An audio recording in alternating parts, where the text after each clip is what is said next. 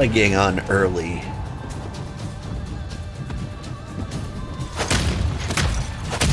Because in the Stormblood intro, this is probably the best part.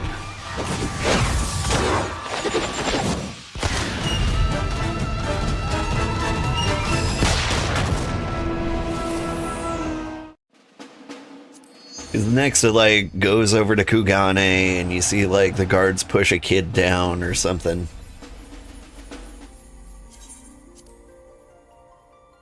And then a guy cuts a bullet in half or something. I feel like I've seen it a dozen times. Ah. We get into position. What is position? Or Sunday.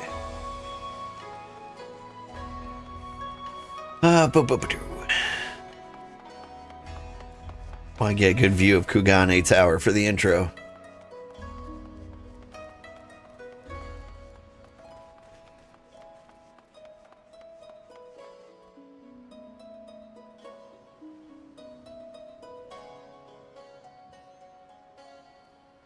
Ready? I'm ready.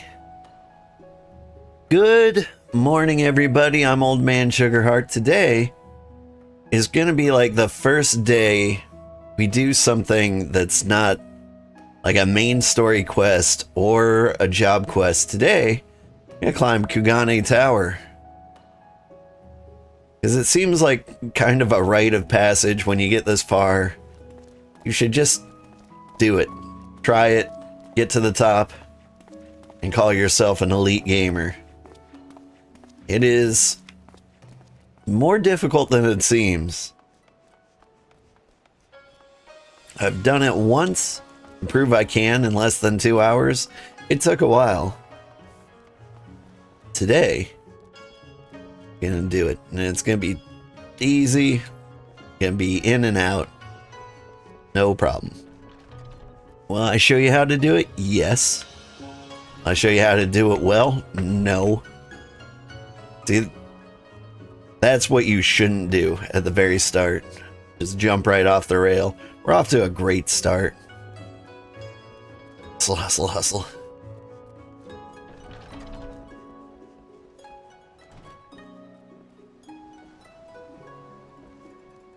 I'll be the only fall I do this entire time. Oh, God.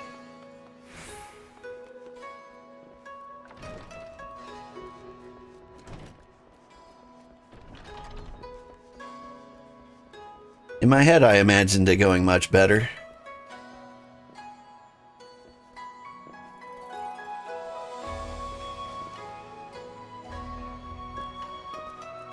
Oh no!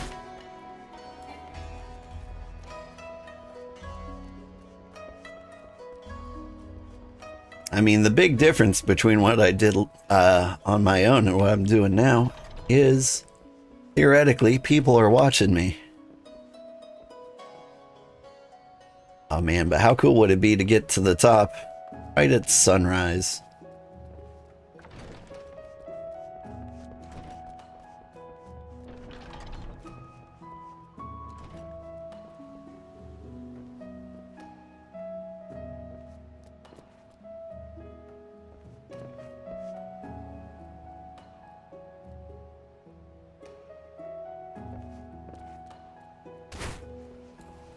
That's the tip. I swear I stopped running.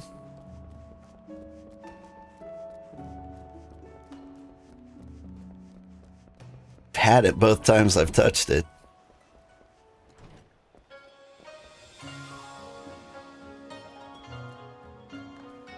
That wasn't it. Maybe the secret is Naruto running?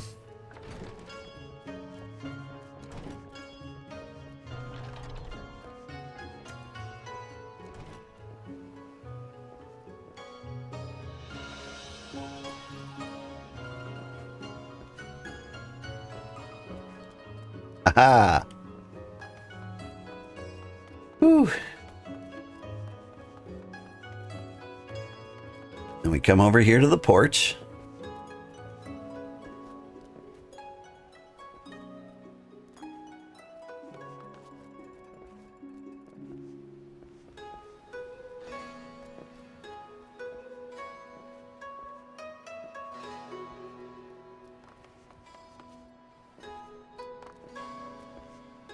Gonna get on that little nubbin.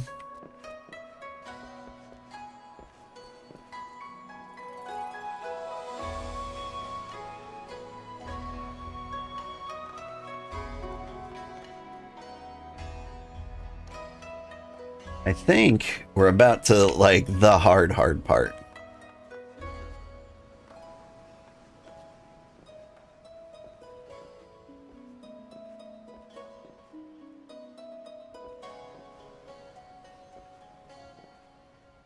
That wasn't it.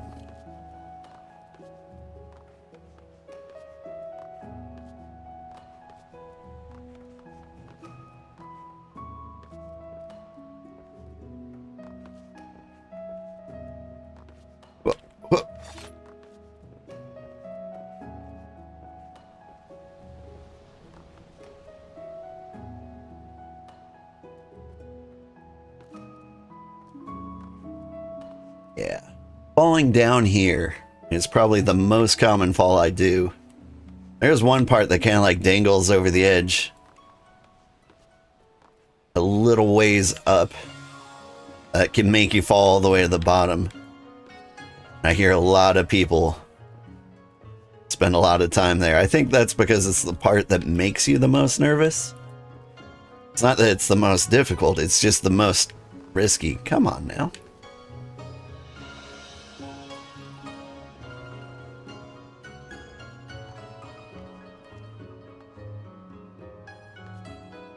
Whoop.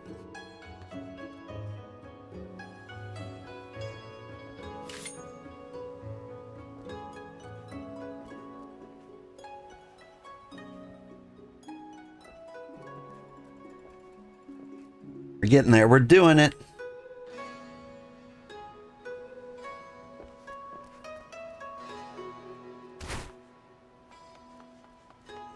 Yeah. It's all coming back to me. Spent so much time here.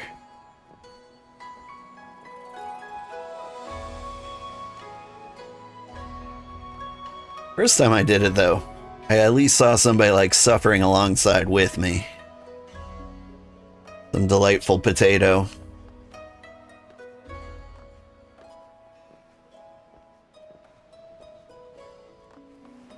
This tower. Hate that tower. Tower is exactly where I want my camera to be. Too far.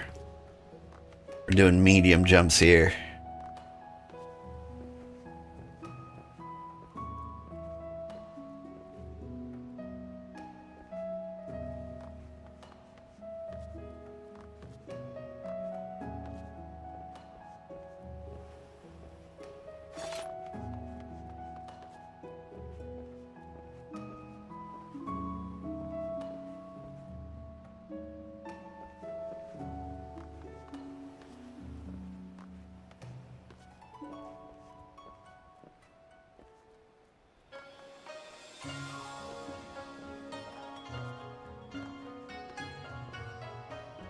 We're gonna do it.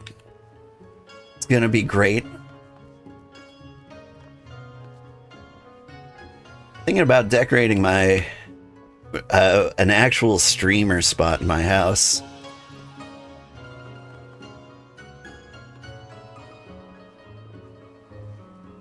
I've been working like my day job in like the rattiest room you could find. It's filled with spiders. Basically a storage container with me in it. Like if you ever watch a show like Storage Wars, just picture like me in the back there, hunched over and typing on my laptop. That's basically my office. I've got the opportunity to make that like a man cave. And finally got around to like cleaning the rest of the house. And by getting around to it, I mean hiring somebody to do it, because oh my god. Like you have kids, everything falls apart. And then your wife is like, "Oh, I can't live like this anymore." And you're like, "Fair." but you know, like, it's way more than you can handle. As you work your full-time job and you're trying to, like, make a career change into streaming, which is impossible. Nobody can do that. Nevertheless, it takes up a lot of time. There's nothing your wife loves to hear better than, I want to play video games for a living.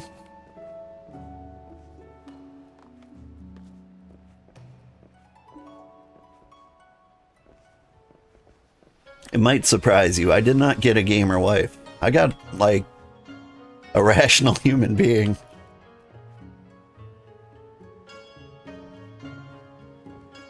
Somebody with a diverse set of hobbies and interests.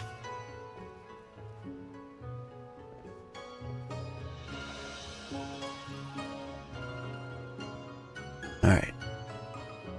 Ah.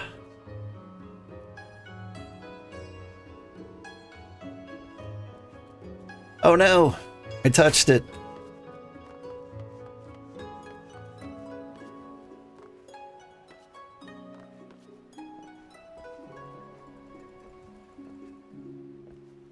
And honestly, she's more supportive of my streaming than you would expect from a normal human being.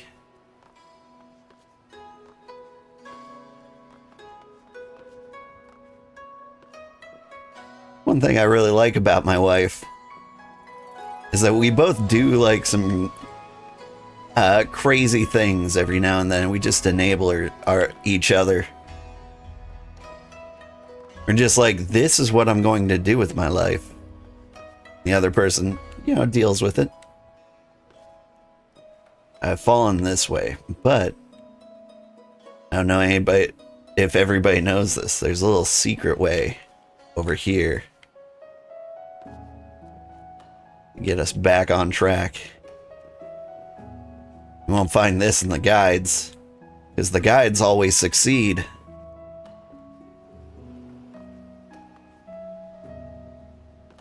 So they don't have to come to the back rooms.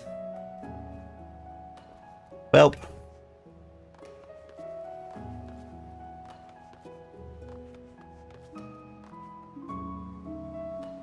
Like, my wife will come up to me one day and just be like, guess what I do now? I repair antique sewing machines. And I'll be like, sounds great. And then she'll be like, here's 30.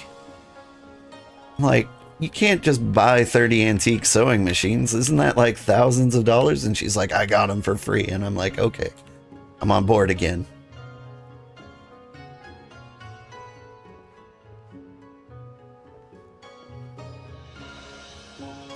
She found some old person who can no longer do their hobby of repairing antique sewing machines.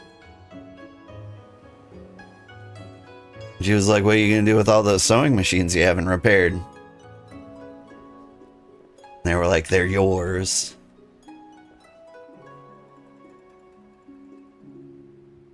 Ooh. Oh my God, we're doing it.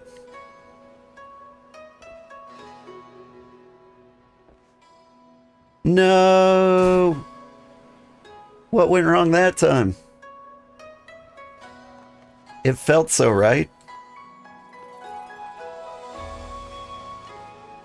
I blame the lack of sun.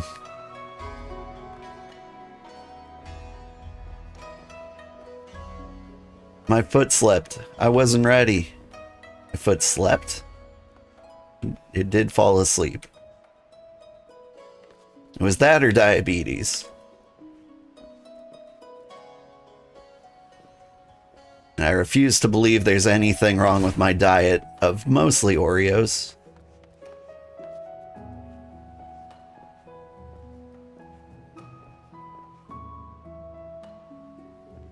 Cocoa beans are technically a vegetable, right?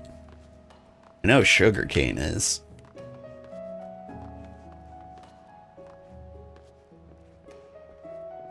What about hydrogenated oils? Do they count?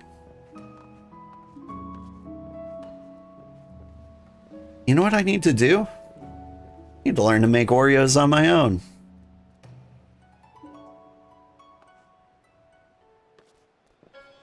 Like, they are the best cookie. Like, everyone knows.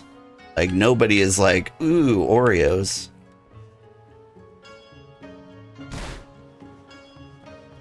Although,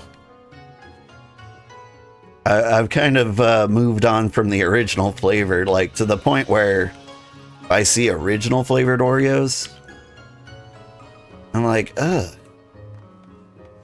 Like, the frosting is just, like, sugary flavor. It's not even, like, cream or vanilla.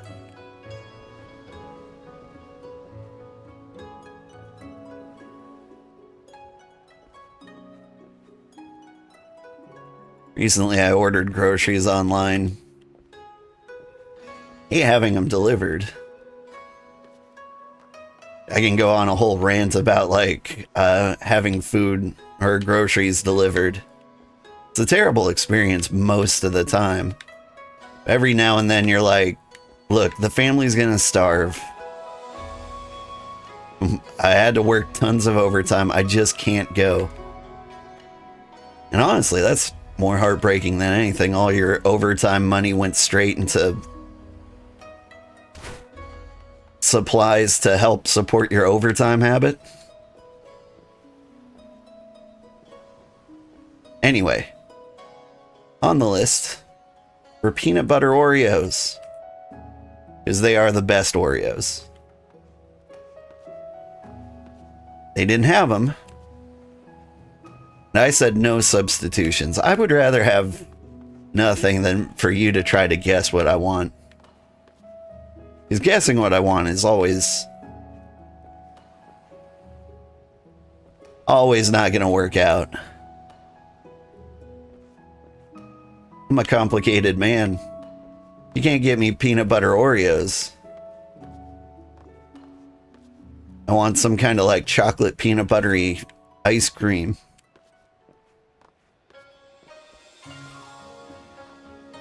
But they went and replaced them with regular Oreos.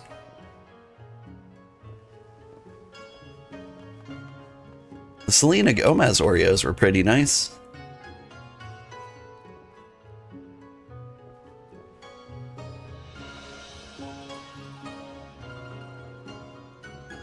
It was also like late August. Surely they could have gotten me like the Halloween Oreos.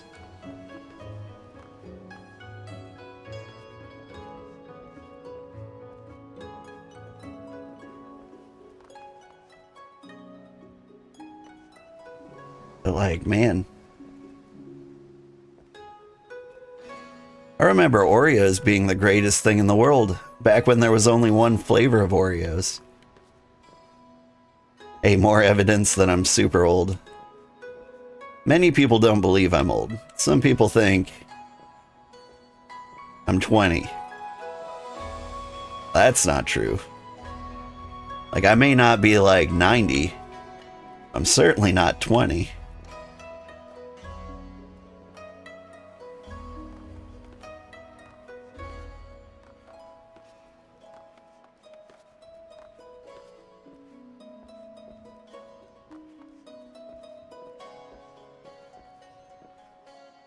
Just the other day, my wife and I were talking about George Thorogood. Told her I needed to get a haircut, and she was like, and a job. Which honestly is one of the most fair things you can ask a streamer.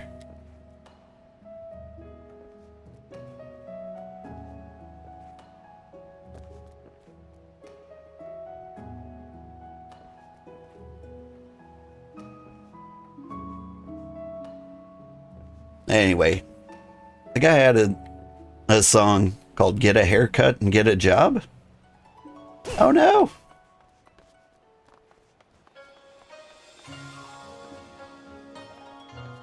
I think that's the title of it.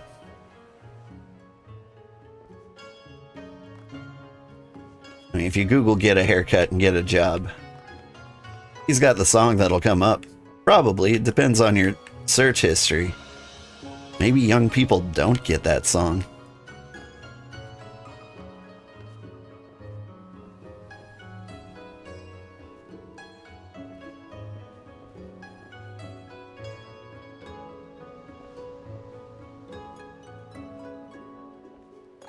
I mean, it's so cool that nobody wanted to work back then.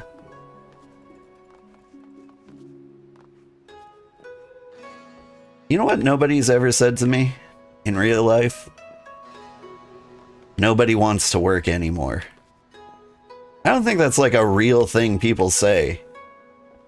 Like, I think it's a real thing CEOs say, but who's hanging out with CEOs?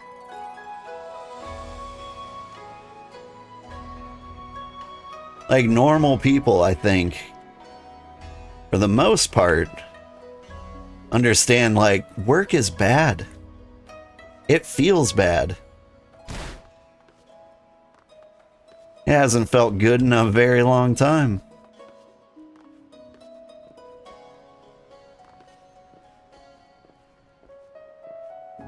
Been very few opportunities when work has actually felt good to me. Number one, my first ever job. That was fun. First ever job. Well, the first day I ever worked was on Labor Day, which was pretty cool. It feels like a fun anniversary of your first day of work. Like on a day commemorating the day when everyone got fed up with working for nothing is the first day on my job. It made me feel like, you know, a spiritual scab.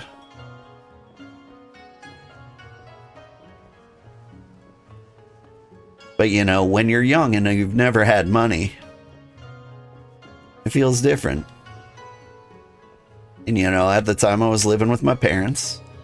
His children do that. And so I had no bills. Got my first paycheck of like $105. And when the most you've ever seen was like 60. Like, that felt pretty good.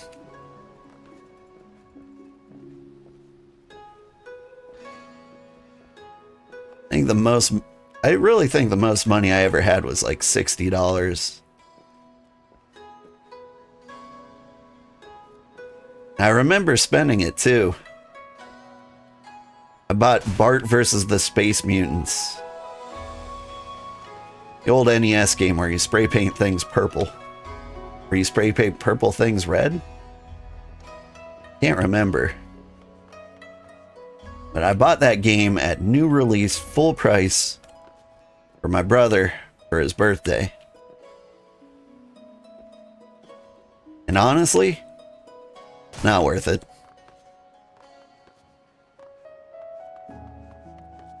Like, you didn't feel a level of gratefulness relative to the fact that I spent all of my money, most money I've ever had in my entire life up to that point,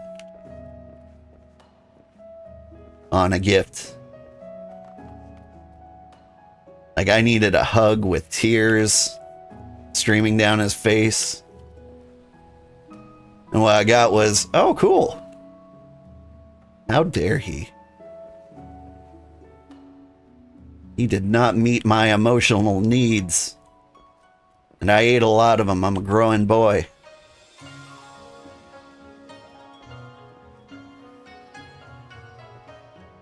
Oh, God. Oh. Can I work with this? It's hard to tell. In the dark, you can't even, like, see this path. Where is the sun?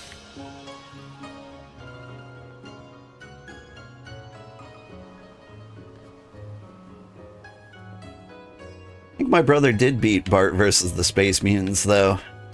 And I guess that kind of helps.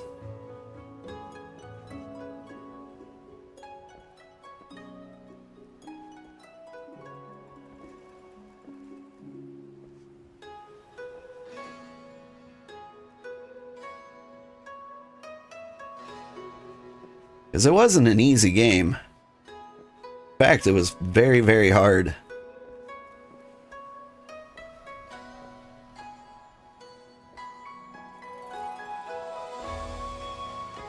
NES games, like, had a weird sense of difficulty. What could I possibly be doing wrong there? Am I missing a platform? I feel like I was at the height of my jump. I was leaning directly into that pole. Maybe the problem was hitting the pole slightly before I'm at the height of my jump.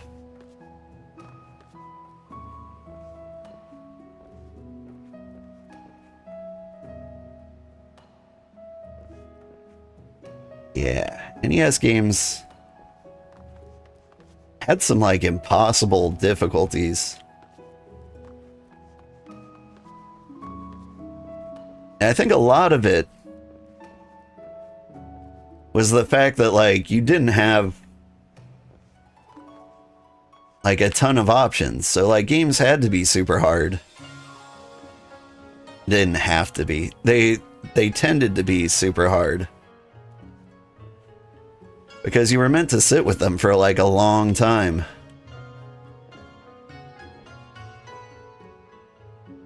Okay, it's gotta keep you busy until they publish their next game.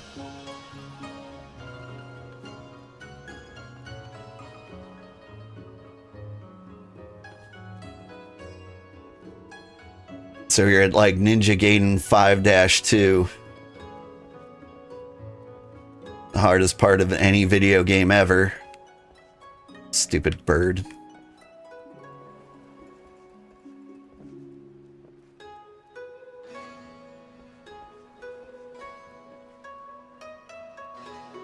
And then 7 years later, you finally beat it.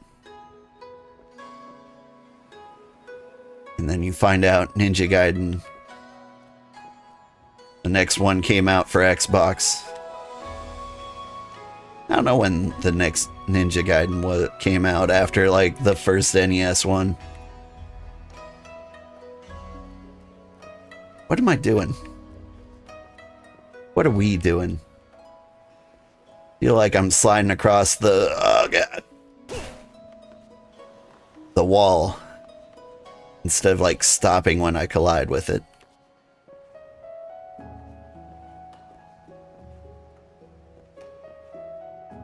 Things are getting a little brighter. Is the sun coming up?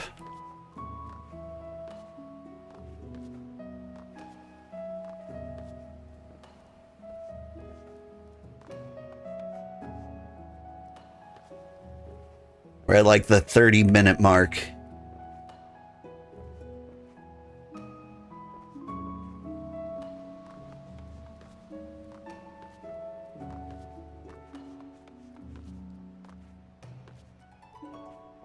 Like, I'm wondering if anyone's even gonna see this YouTube video.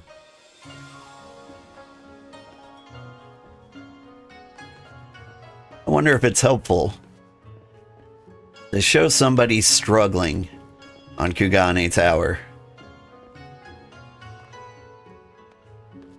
Because if you watch a guide, you're gonna see the guy who's done it like 100 times every time. And he'll do it on like the first time.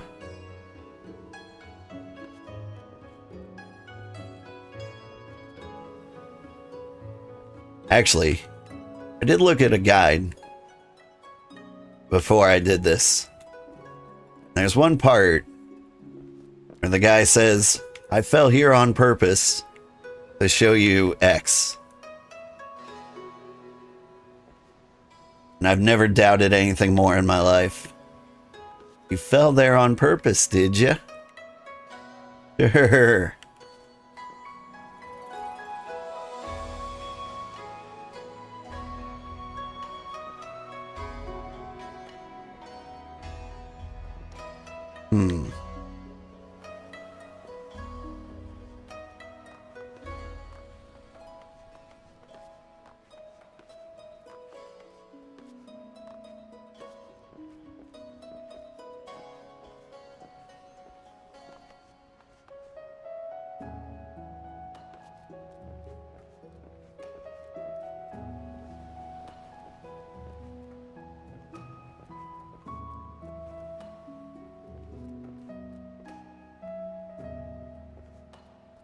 Oh no! Oh no. That was probably the most embarrassing fall of the night, other than like the first one, where like I missed the literal first pole.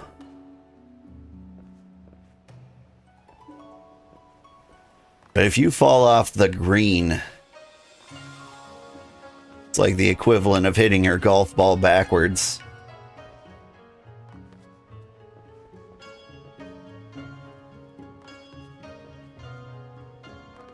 Played some mini golf recently. It was nice. I both really, really want to take my kids to play mini golf. I also never want to take my kids to play mini golf.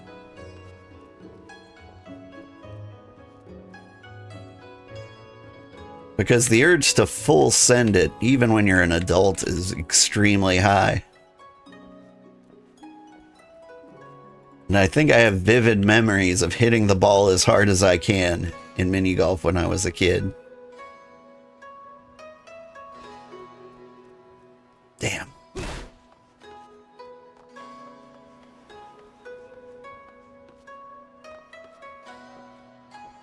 And so I'm like, mini golf is such a fun experience. I should take my kids. But at the same time, I'm like, oh, the fun experience because my kids aren't here.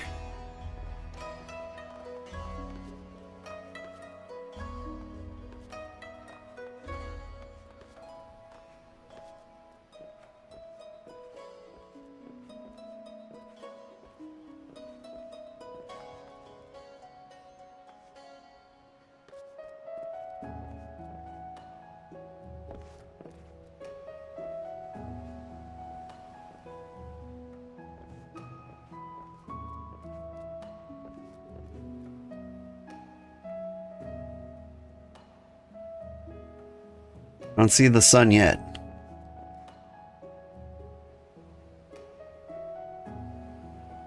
This is like a 7 a.m. Montana morning.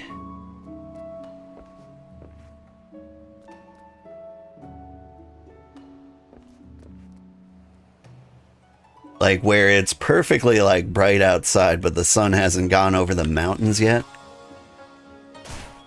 Oh no.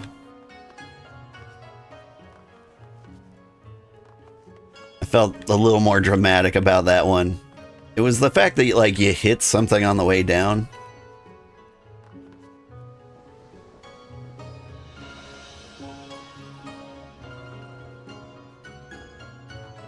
Is this what morning on the East Coast is like? Like it's super bright. Because there's so much sunlight that's unobstructed across the ocean. It gets bright before you actually see the sun. It was always closer to the West Coast.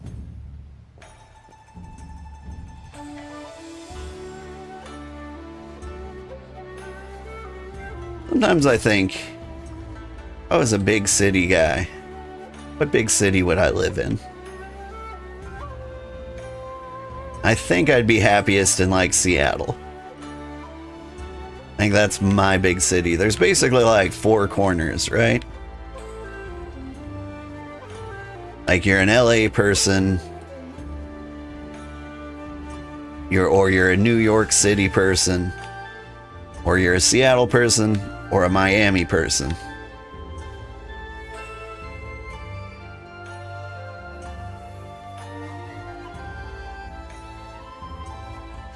I mean, all of it's too expensive for me. But like, give me the pine trees and the cold breeze any day of the week. Plus a lot of harmless hipster nerds.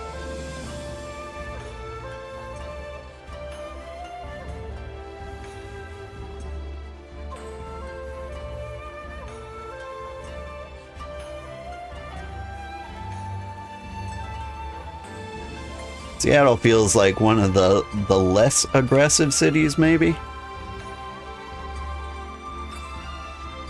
Like the climate's just like part of the reason I want to live there. But like if somebody was gonna be murdered in one of these cities. Like New York, top of the list. LA, next highest. Then Miami, then Seattle. And I think that is a big part of it. I'm a big fan of not being murdered. In fact, I'll go out of my way not to be murdered on the daily. You might be like, Sugar, lots of people try not to get murdered all the time. And honestly, could have fooled me.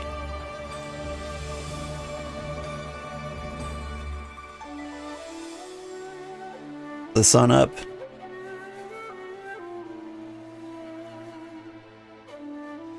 Like, I assumed that side was the east. Is the other side the east? Where's the sun?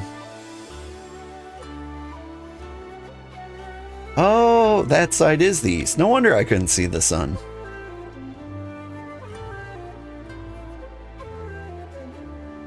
I was looking for the sun Tokyo style.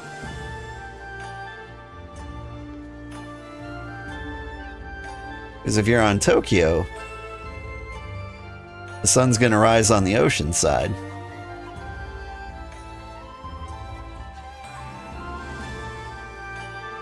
And I recognize that this is not Tokyo.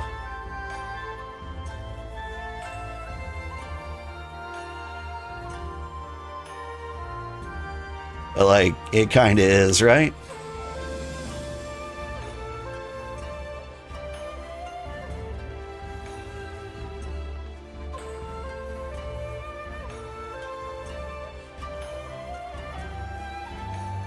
I think back in the day when it would have looked like this. It's called Edo, right?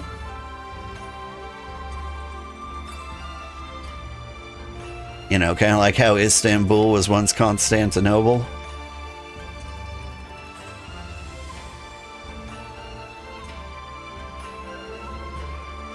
Anyway, why they changed it, I can't say. People just liked it better that way. Oh God.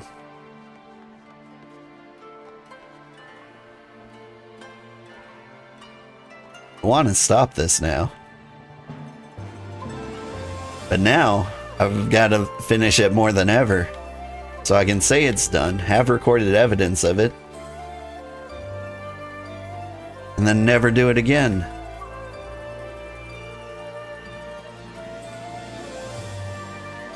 I did it the first time. I even paused up there to give myself a little screenshot to prove I did it.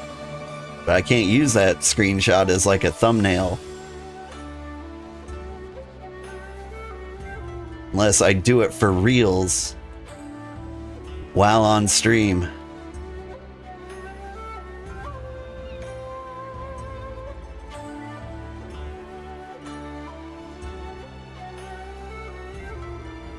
What have I done?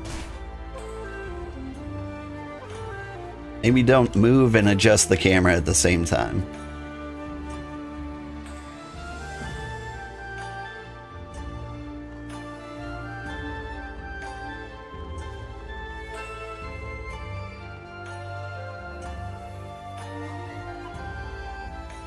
I think I need to check to verify that I am live on all platforms real quick. I haven't heard a peep out of anybody. Oh, hey, I do have viewers. Hi, guys. Hope you're having a good day.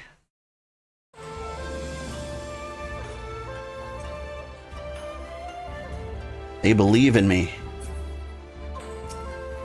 What is going on there?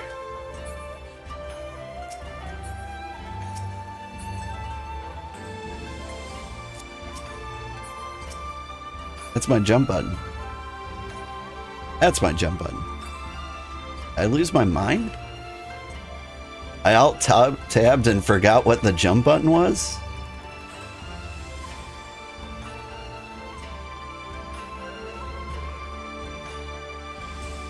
I don't think that's a thing.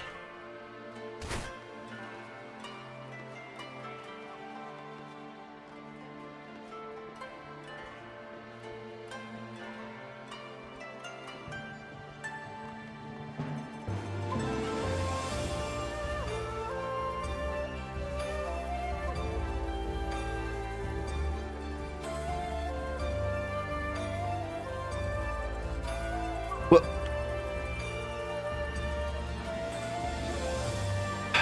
Weekend's coming up. Got so many things to do. I'm doing marriage counseling with the wife,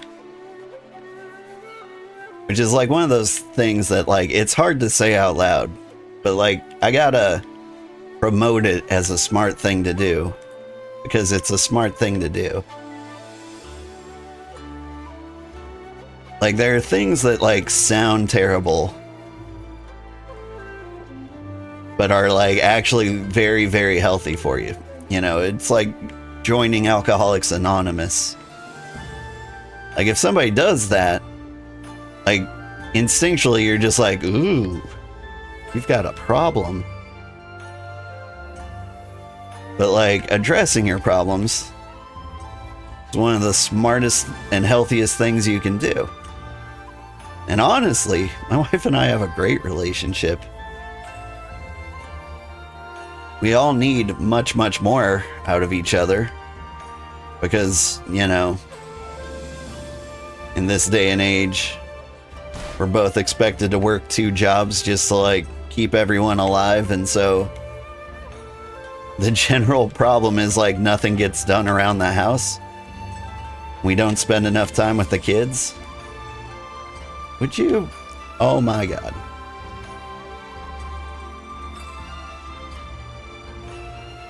And honestly, that's my biggest opposition to the therapy.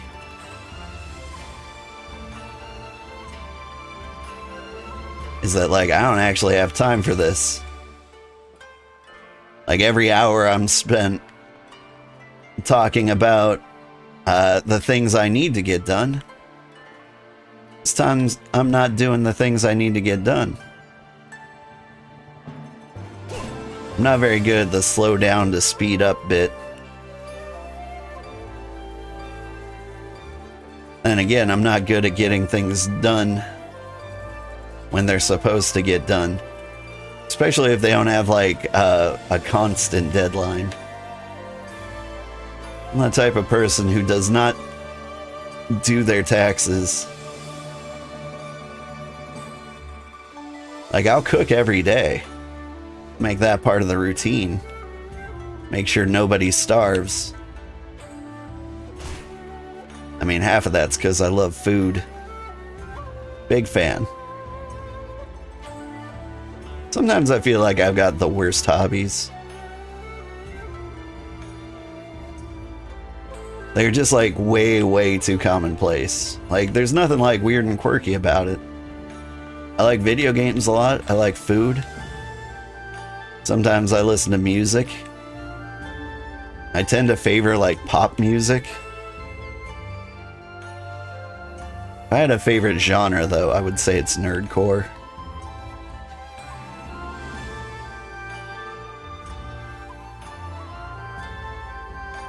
Because one of the better things you can do is rap about video games. I'm like, 2 hobbies in one. This is amazing.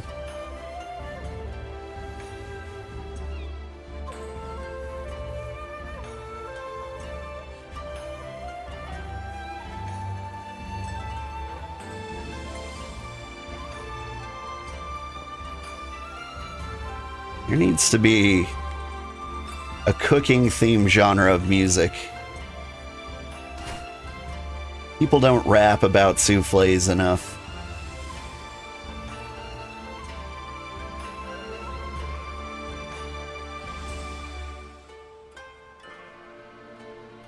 Maybe there's a genre of music I haven't discovered. Maybe there's baker's core rap. Somebody plays a whisk like a theremin.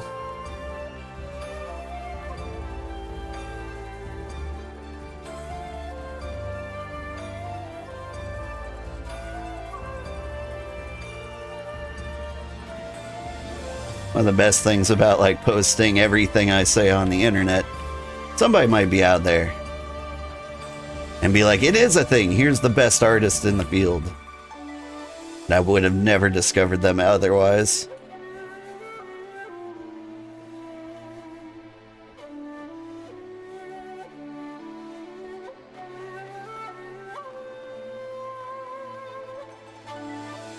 Remember, I was playing Cuisinier, I think. There was this weird radish. It was like very porous. It looked kind of like a honeycomb. And I've already forgotten what it is.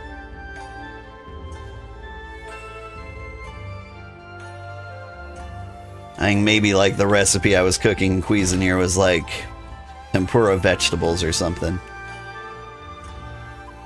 It's like one of my favorite appetizers. Like, if you want me to eat my vegetables, you tempura batter those and I am in. But like one of the vegetables was like a super Asian vegetable.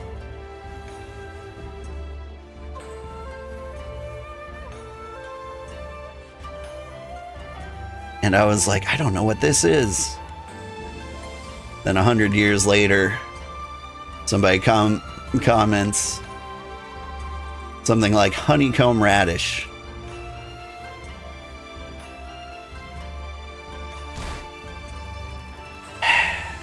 Anyway.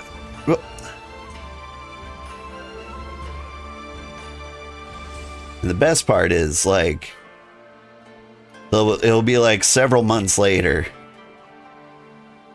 and I will have no frame of reference for that. And so I have to like scour the video. I'm like, honeycomb radish.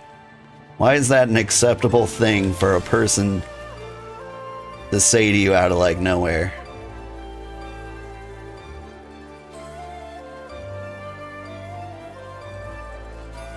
Like, one of the craziest things about streaming is like somebody will answer a question you asked like several months ago. It'll be like just getting on the bus and then somebody like turns to you and says, James Buchanan. And you're like, why would you say that to me? And you have to Google who James Buchanan is. And you're like, oh. The historically worst president ever. Which is a very hard thing to say this day and age. A lot of people have a lot of opinions on recent presidents.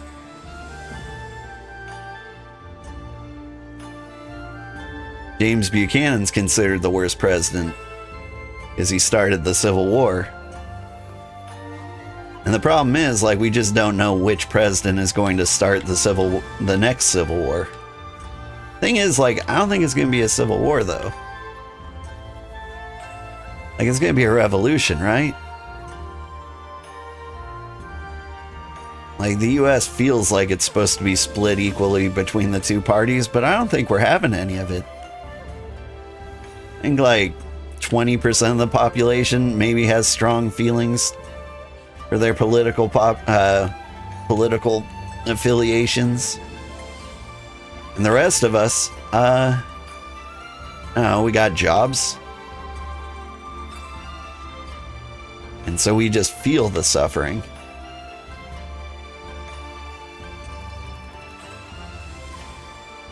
And often, very obvious, what am I doing? Get a good camera angle, then jump. Idiot. Bah. Anyway, I should stop talking. I'm not a political streamer. I don't want to be.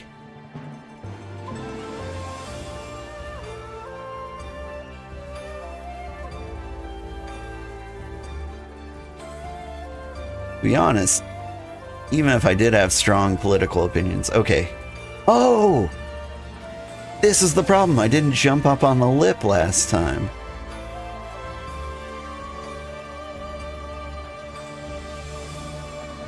I have seen the error of my ways. Why am I running on a rail? Why did I turn into a 6-year-old?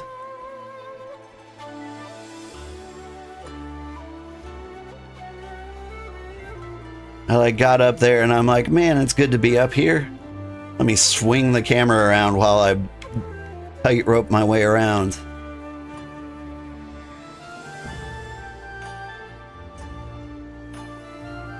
But we were so close. I think that was it. I got cocky. I knew how close that was. Politics have devolved into cancer and is rapidly killing our ability to have a civil discussion. Agreed.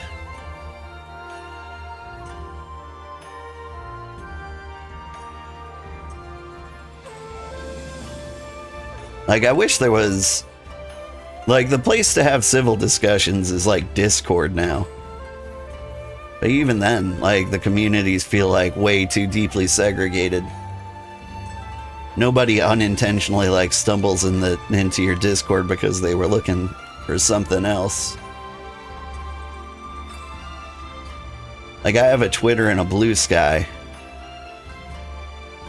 And like, I try to only post my schedule and then get the heck out. Because there is nothing good that comes of those places.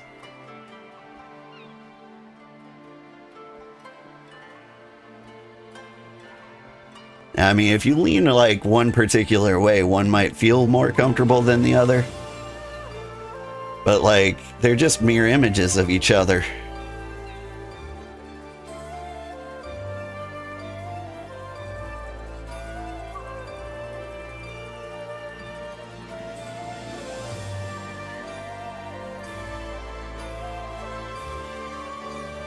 I don't know, for most of my actual news, I listen to a comedian on YouTube. That's where I get my news from.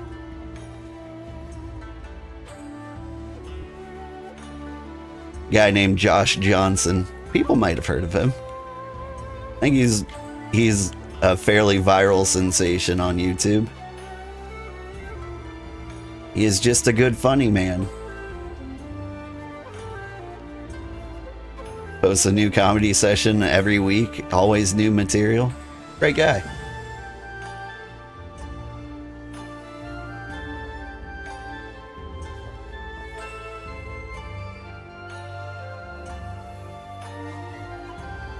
You don't have any social stuff other than streaming on Twitch, social media?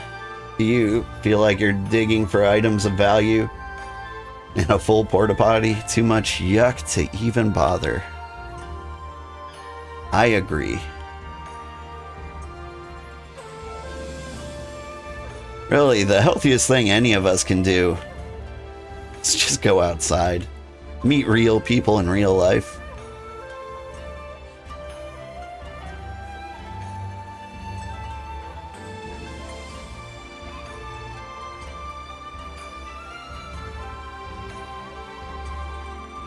One of the saddest things I do as a human being is I ask ChatGPT pretty frequently, like, is it as bad as it seems? And ChatGPT usually says, damn it. Damn it. ChatGPT usually says, no, it's not as bad. And for these reasons. I'm like, oh, but it really looks bad.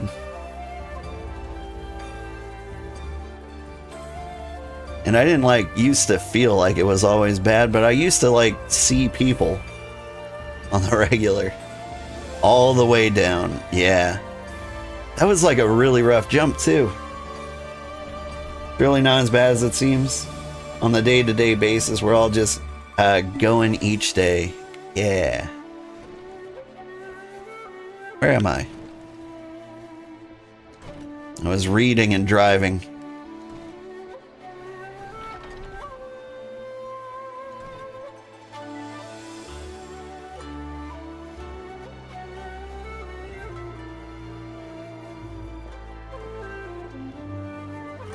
There we go.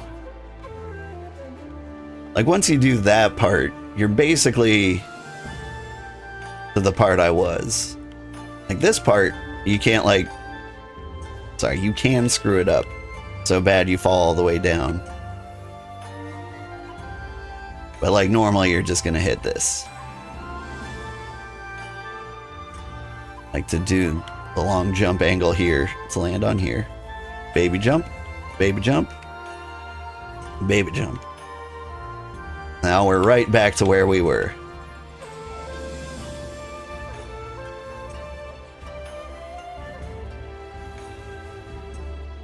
But like being social in real life is so hard. Feels like there's nowhere you can exist for free almost.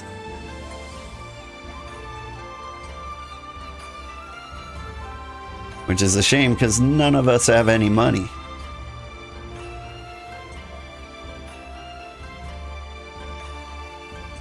But if you could just like think of like a real world hobby that you want to have and start pursuing it. Like sign up for a class, like a cooking class. Maybe you want to learn how to play the cello.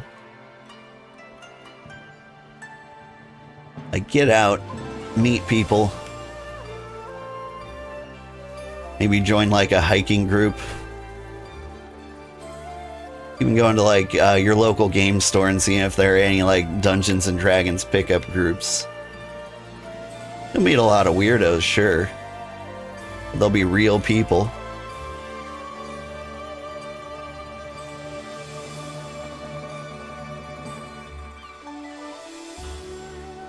Proof. Getting caught on bits you keep getting stuck on with the jumps? Yeah.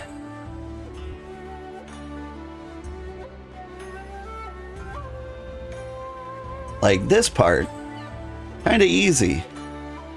Like it looks bad. You'd think like this would be the tricky bit. A lot of people complain about this one. The trick is like the hitbox is always bigger than it looks.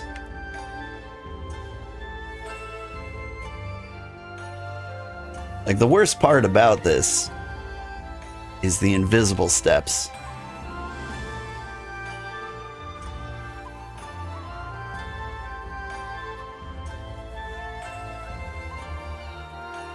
Like if I just had some nice little outlines of where the hitboxes actually were, things would go a little better.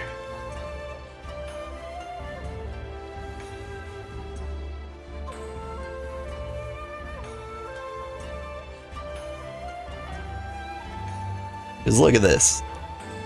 Ridiculous.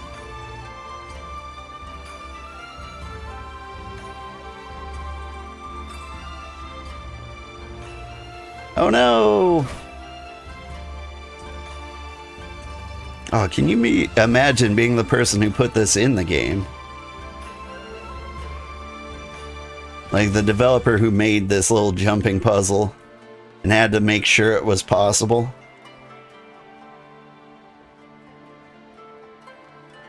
Like you put all these pieces here and then you have to try it for 2 hours to like verify it works.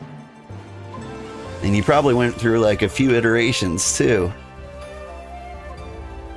where it wasn't quite possible, but you had no idea to know that for sure without actually trying.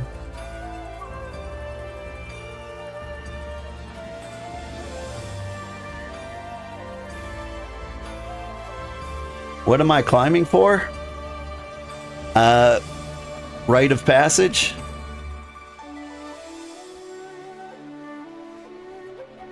Like I just want I want to do it because it feels like a part of the game.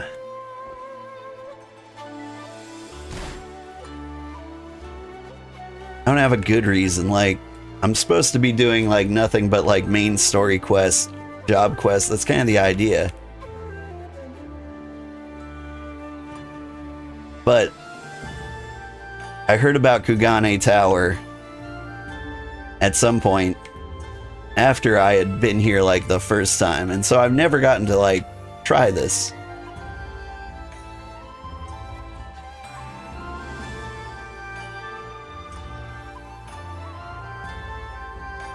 And I was like, this is just a cool little Easter egg.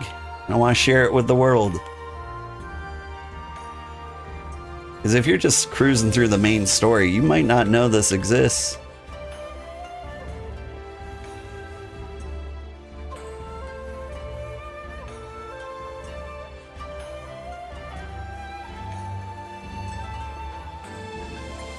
Alright.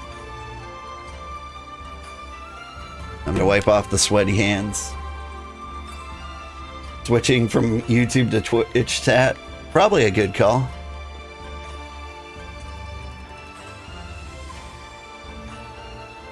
Alright. Believe.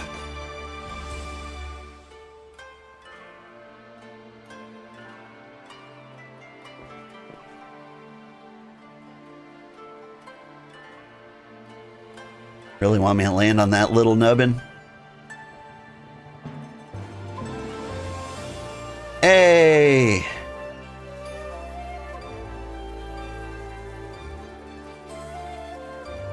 There's like nothing I can do wrong here, but at the same time it makes I'm more nervous than ever. Yay! We did it. Look at that sun.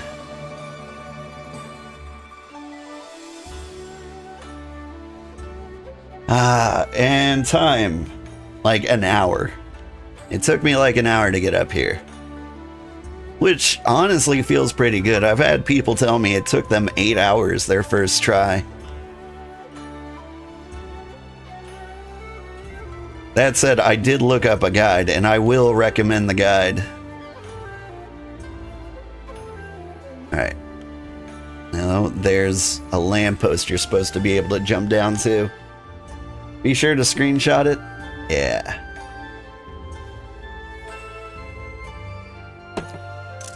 Here's a lovely screenshot. But I mean, like, I'm videotaping it. Like, evidence is here. And I gotta say, this isn't my first time. The first time I did it took a little longer, and it was basically to prove to myself that I can do it in less than 2 hours, so I could do it on stream. Like, if it took me like 3 hours to get up here the first time, I'd be like, I can't stream that. Not yet.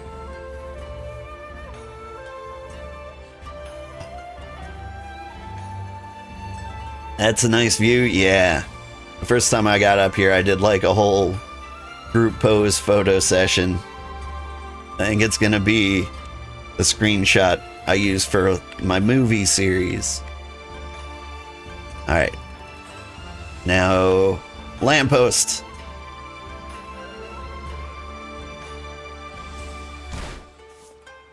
Oh well, I tried. Woo! Hey, now we can play the game. The first time you got to the top, it was nighttime in game with a rainstorm, really moody. It's... Part of me was upset that I did most of my climbing during the nighttime, but to like be up there, like while the sun was in the sky and like at a beautiful position, was really, really satisfying. Alright. Time to eat some tortillas.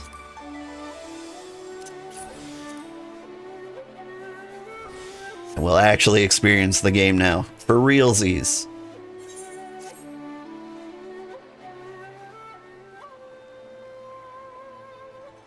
Glad though I am to have arrived, I would remind you all that we are far from home, with limited resources at our disposal. Duly noted, brother. Shall take care not to enjoy myself in any event. Doma is our final destination, and our first order of business should be to secure passage there.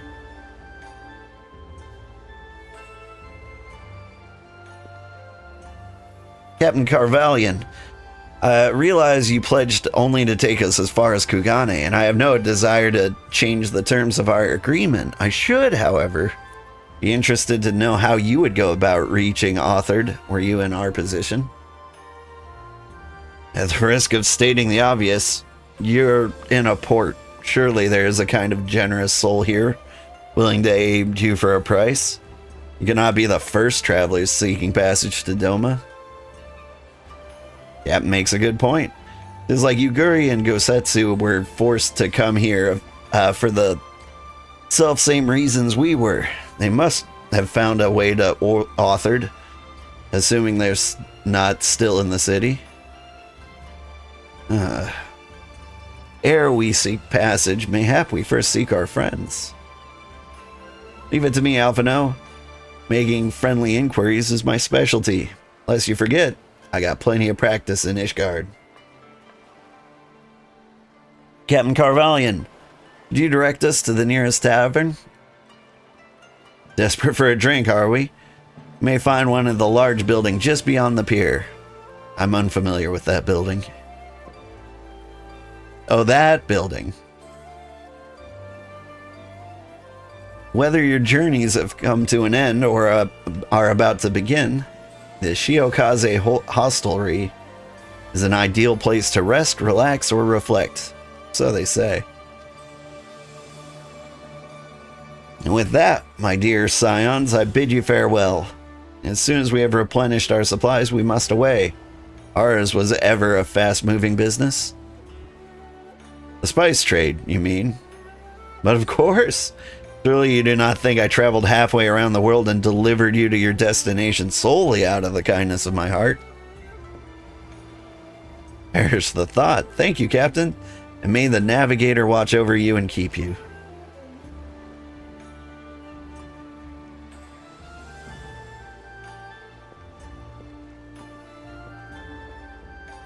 Is that Gaston over on the beach? Right then, to the hostelry? After you.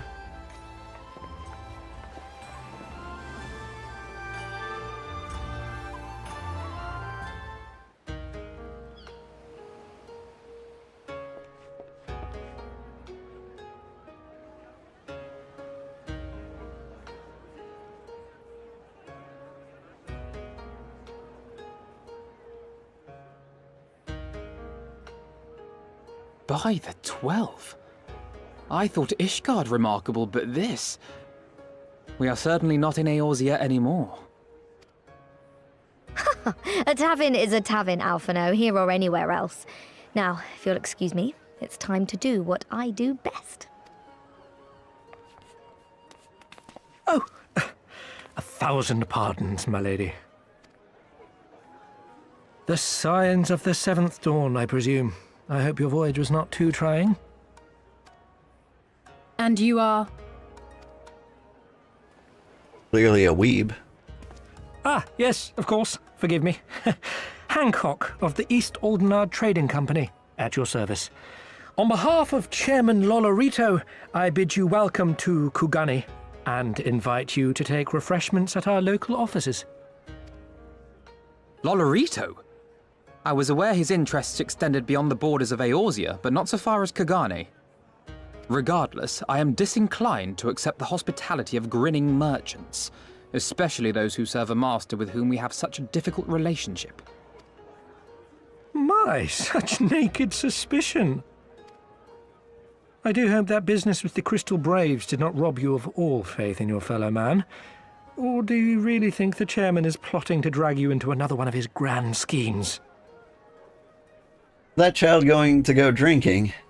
Thought her as a grown-ass woman, just very short. I sympathize with that. My wife is under 5 foot. She's 4'11" and a half. And she is a grown-ass woman. And will, you know, probably be carded at the bar forever. You've never played this game, is she enough? Lalafell, they're very small people. It is true. I beg your pardon? If you are trying to win my trust, you are failing quite spectacularly.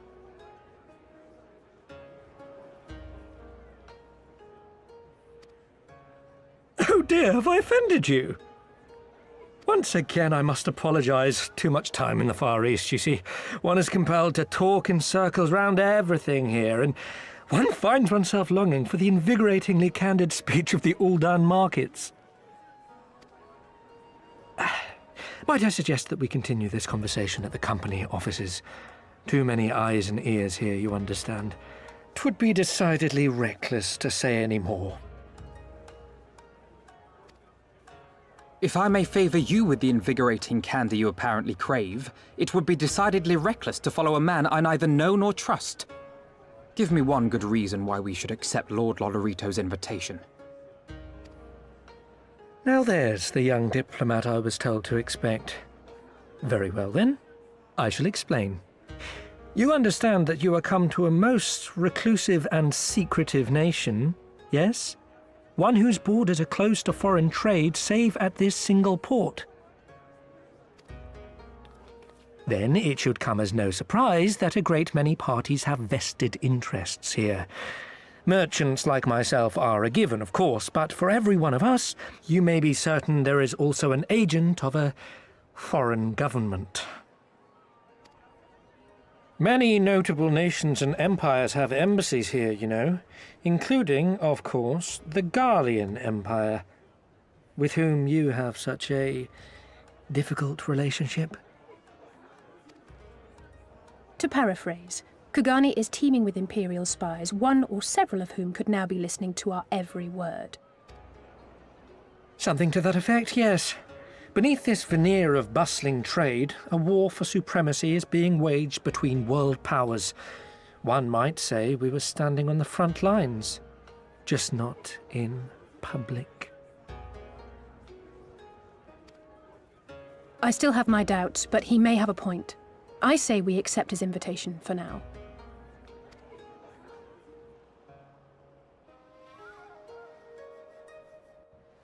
You might have to put this game on your list. I highly recommend it.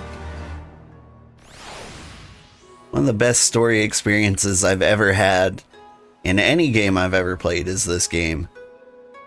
Like, the hard part is actually taking the time to read it, because out of habit in MMOs, you may have the habit of just skipping through every scene, every dialogue option.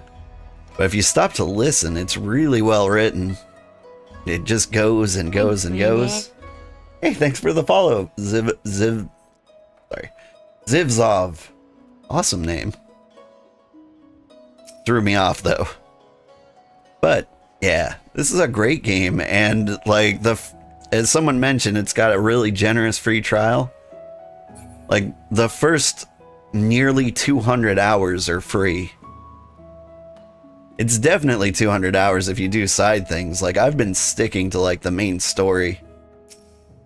And so, like, you got nothing to lose if you just want to give the game a try. You must be old Sugarheart, slayer of gods, rider of dragons, savior of Ishgard, stealer of pants. If some of the more puzzling rumors are to be believed. Did I steal any pants?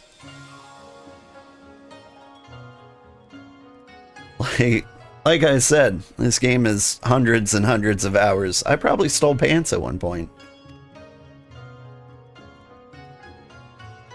I knew it. May I say, what an honor and pleasure it is to make your acquaintance, good sir. I just know you and I are going to get along famously. Now then, without further ado, allow me to escort you to the company offices. This being your first visit to our fair city, I shall make an effort to point out various landmarks. So, if you would be so good as to follow me.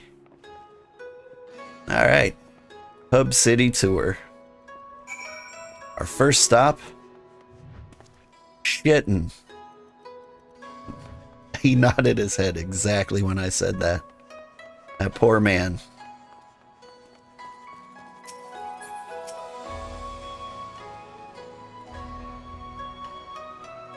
Everyone, if I could have your attention, please. You're now standing in Tenkanto.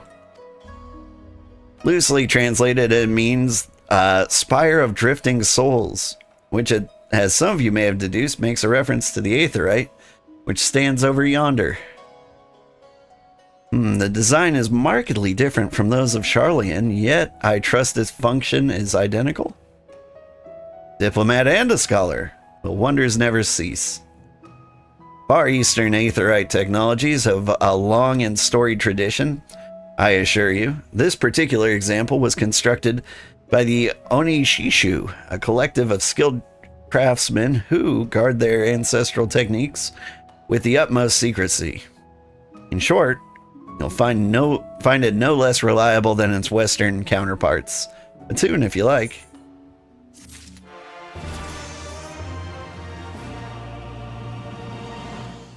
I learned a Dokumuri. What is that?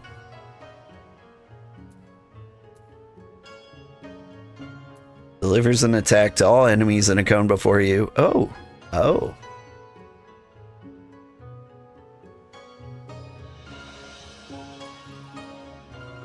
Recast 120 seconds. Okay, so like just big damage.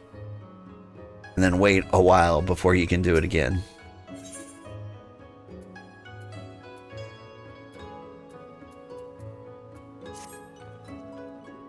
Beautiful though it may be, we cannot spend all day staring at the aetherite. Come, come, let us move along. The markets are next.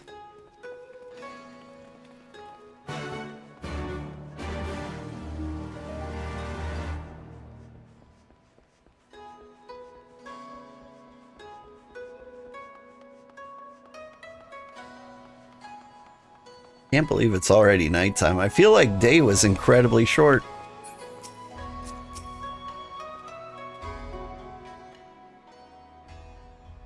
We have arrived at the largest shopping district in Kugane. Kugane Dori.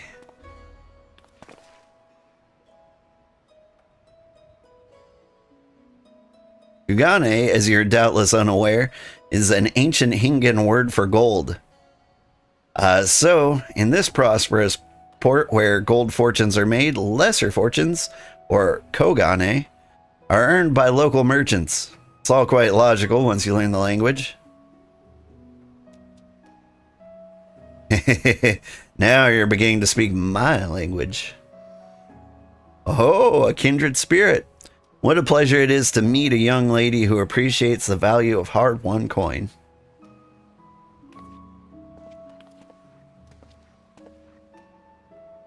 Hancock of the Eastern Aldenard Trading Company.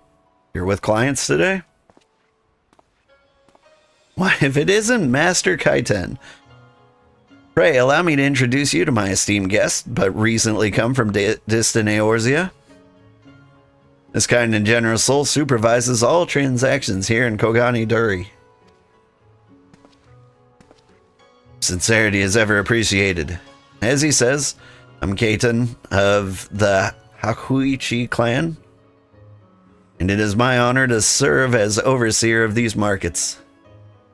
As we receive many foreign visitors in Kugane, we accept all manner of currencies. Rest assured, your Eorzean guild are welcome here. I invite you to peruse our wares at your leisure. That guy is a friggin' mountain. He is a Rogadin. And they are big. Arms, armor, foodstuffs, potables. Here you will find them all and more.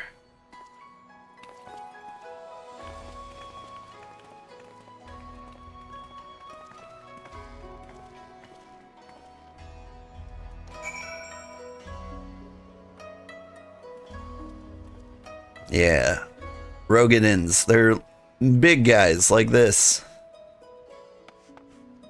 There are big ladies too, but like you don't see them nearly as often, I feel like. And then you got these normal little tiny humans. Midlanders, I think they're called. Hi, Grandma.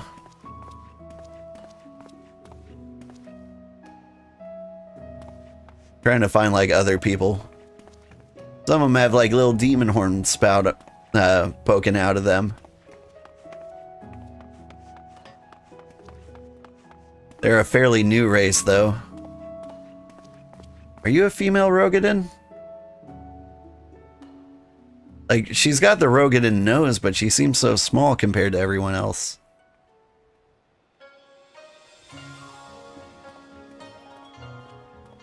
Then you've got the tiny potato people. The elvish are usually like a lot taller, but these are kids. The art is done really well in this game. It really is. The one major thing I think Final Fantasy XIV deserves praise for is how racially diverse the cities are, but all culturally unique to themselves. Yeah. Like, for example, Rogadins usually have like really interesting names in other cities.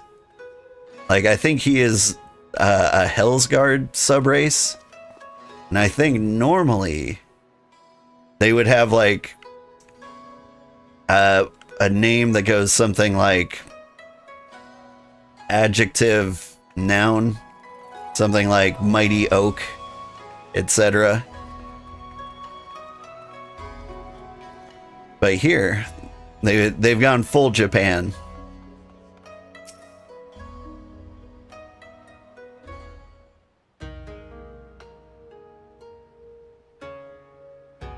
If we may pause here for a moment.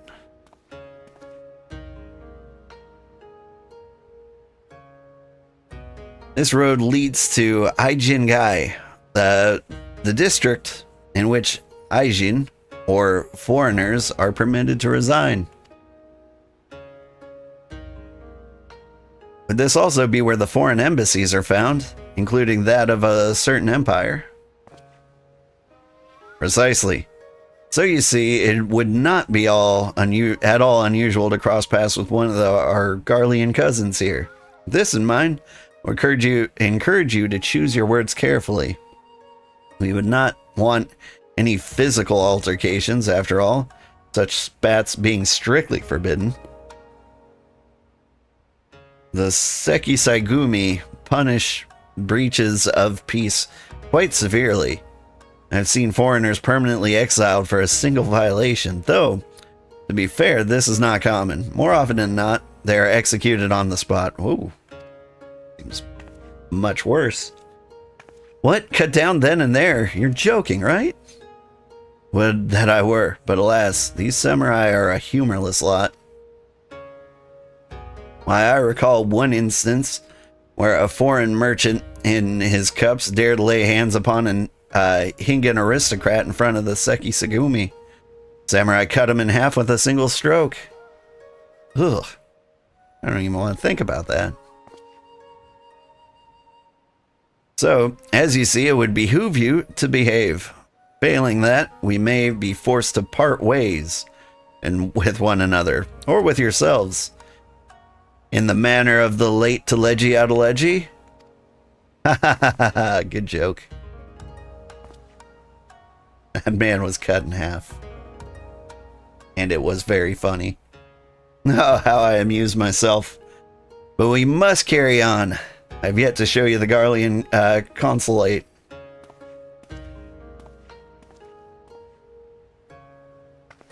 There are also Athardian Rogadins, other than the usual two. One of the examples of them being Gosetsu. Rarely mentioned, but they exist. Oh. Is that... It almost feels like a half-human then, right? What are the playable races? You got humans. You got little dainty flower humans like these. And you got big buff humans like me. Then there's the Elizin, also known as giraffes. They tend to be large, skinny people. Let's see if we can find some.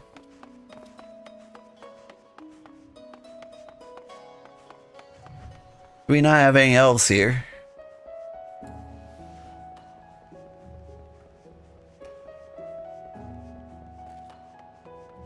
Are you an elf?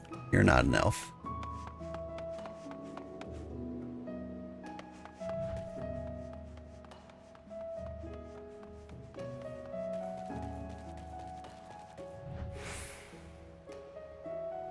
There we go. There's an Elizin. Although kind of tiny. Here's a Rogadin of like the sea wolf variety. They're just like greenish, bluish, you know, sea colored. Like each race has like sub races. I've neglected to mention the cat people. Ooh, you see these tails here? These are the demon type Pokemon. They've got like little horns and little tails. They're fairly new.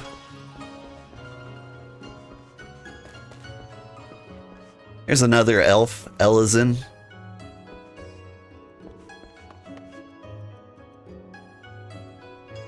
How come I'm not finding any cat boys in Japan? Feels unnatural. You'd think this is where they'd come from. Your head looks like a bird.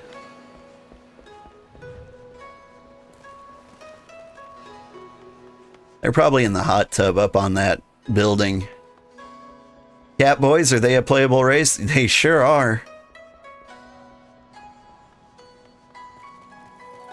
Stick around, at some point we'll hop over to Limsa Lominsa and then you'll see all of them.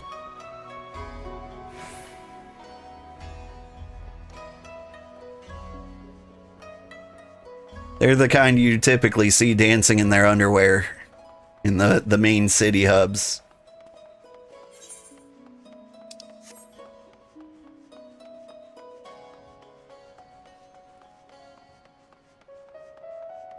There's also rabbit folk. I forgot about the Viera. They're also fairly new. I think they recently got like rabbit boys. I don't think they were a thing until very recently. And then there's another race of like turbo furries, lion people, the Hrothgar. In case you want to go full beast mode.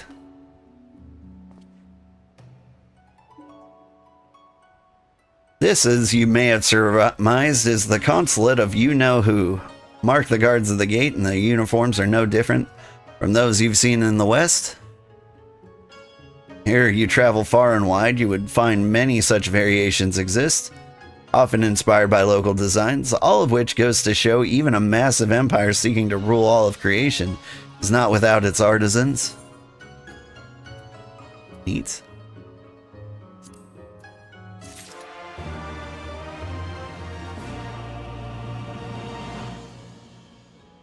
Male Viera came out in Endwalker. You switched to that so fast? Yeah. If I had to go with like what I look like in real life, I'd probably be a tiny little potato person like this.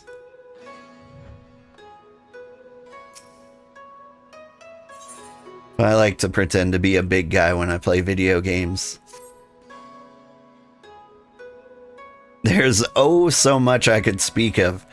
The soothing waters of the onsen and the ephemeral delights in the pleasure district. Oh, but you're doubtless still weary from your long sea voyage. I do recommend being incredibly tall or incredibly short in this game.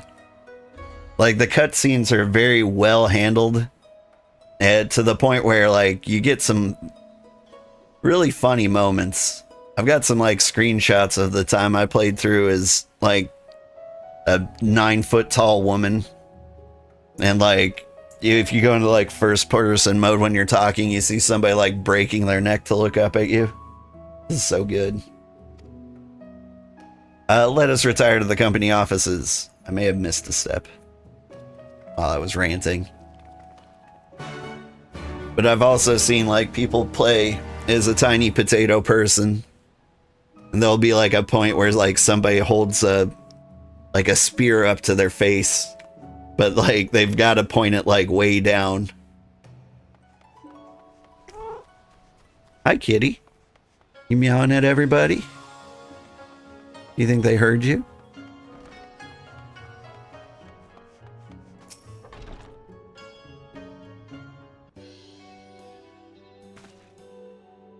He used to be a max height Rogadin. He's out of frame in a lot of earlier cutscenes. It's so fun.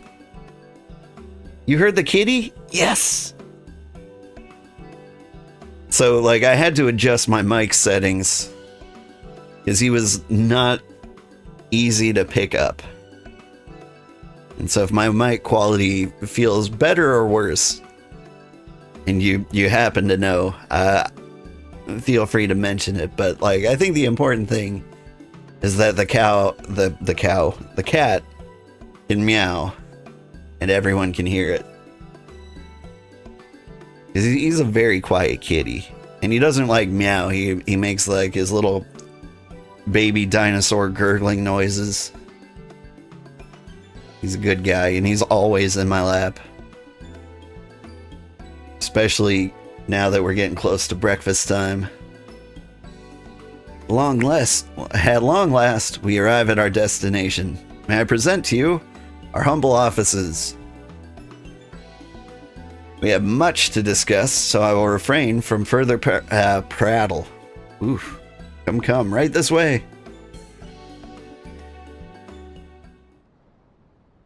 I don't know why you're shedding so much, kitty. Like, it's time to keep your winter coat.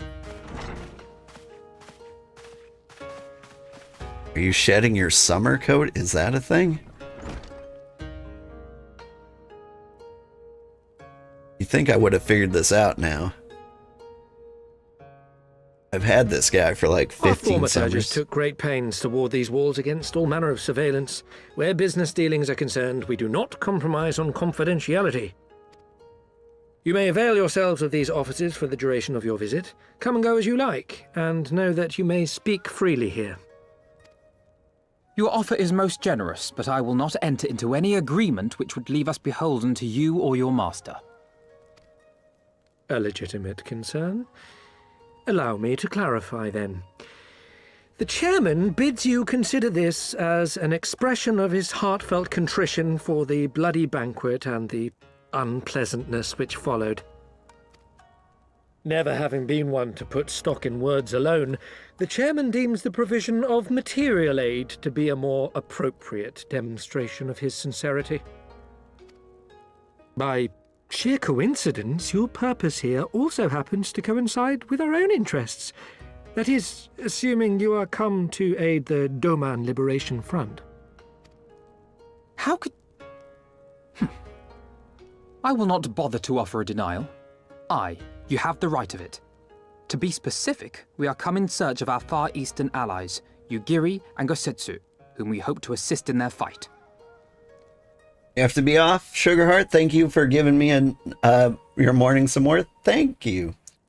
Or sorry, warmth, not worth. I appreciate you stopping by. I hope you have a good weekend. Have a happy Friday. Depending on like where you live, your Friday might like just be getting started. Or it might be like you just got off work. Man. Like the Australians and New Zealanders that hang out here sometimes. And the Filipinos. The Filipes? Malaysians, the Indonesians. We get like a lot of like that oceanic region watching because they're the only ones who get me streaming at a decent time. Their Friday is just getting started. The party part of Friday anyway. You heard Indonesia? Yay! Are you in Indonesia, Zivzov? Man, need to practice that name. The Auri Shinobi and the Rugadan Samurai? Then you will be pleased to know that they have both come to Kugane. Are you sure? Quite. They came here aboard a company vessel, you see. However, they encountered difficulties securing passage across the Ruby Sea. The Ruby Sea? Sorry, I've never been any good at geography. Forgive me. This calls for a map.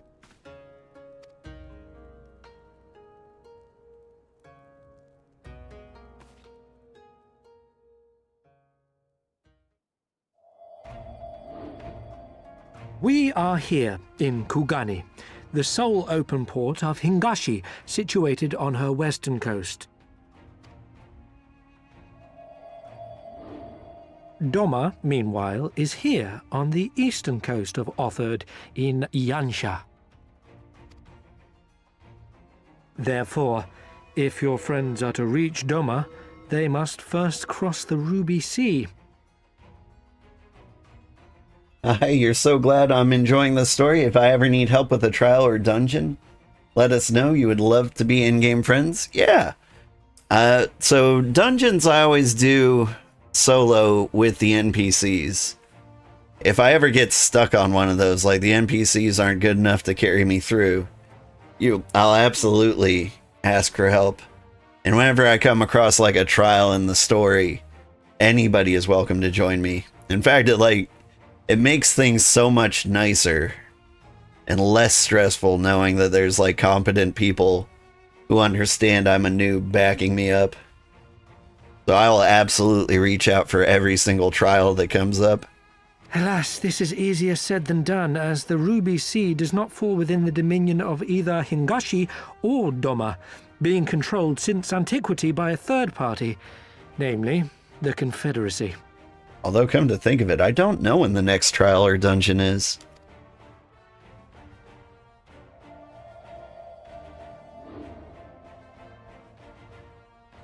Said maritime collective is known for the consummate skill of its sailors, and for demanding that any vessel entering its waters pay a toll referred to as the Ruby Tithe.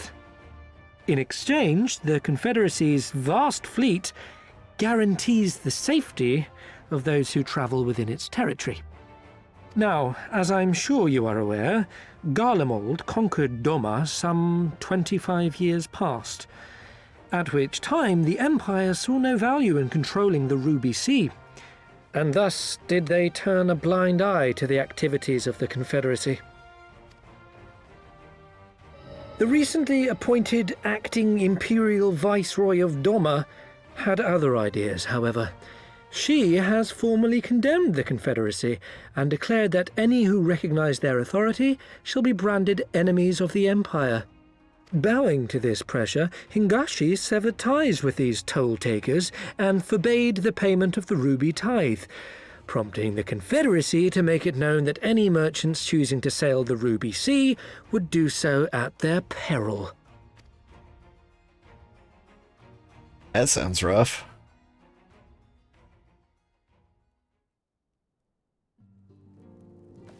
No wonder they struggled to secure passage to Doma. What captain would risk such a journey given the circumstances? I am told your friends were not so easily deterred from their course, but I know not whether their persistence bore fruit. I say we follow in Yugiri and Gosetsu's footsteps and attempt to secure passage to Doma for ourselves. We will need to cross the sea in any case, and we may learn something of their whereabouts in the process. And should we find that they are still in Kugane, we can make the journey together. In that case, I have some information which may be of use to you. No quid pro quo, I assure you. The chairman was most insistent that I aid you to the best of my ability.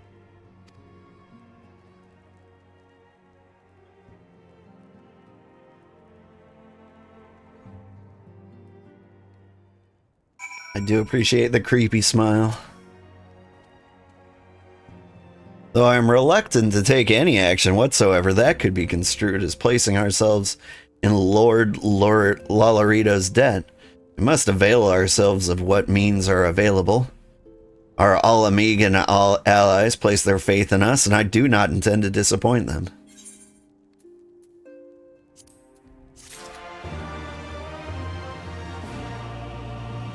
Feels like he's guiding us into a trap.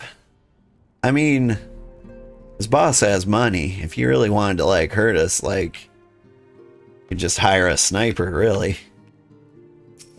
They got guns. What is that?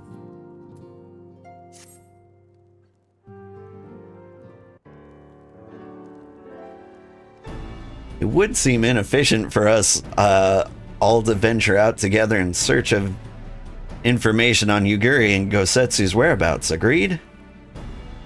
Agreed. We need to cast our net wider, split up and pursue all available avenues of inquiry. But if we're to coordinate our efforts effectively, we'll need to establish a working base of operations here.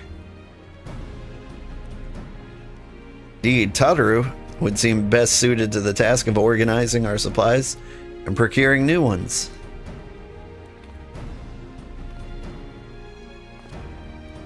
While she attends to that, we four can begin our search by questioning the individuals Hancock identified. Alice and I will take those in the southern districts of the city, and the two of you can take those in the north. In anticipation of such an eventuality, I took the liberty of preparing some few sketches of Yugiri and Gosetsu during our voyage. Dang. Wow, Y'shtola warned me that you were a bit of an artist, but these are great. They'll definitely come in handy. Looks like it's you and me, old. Let's step outside and talk about where to start.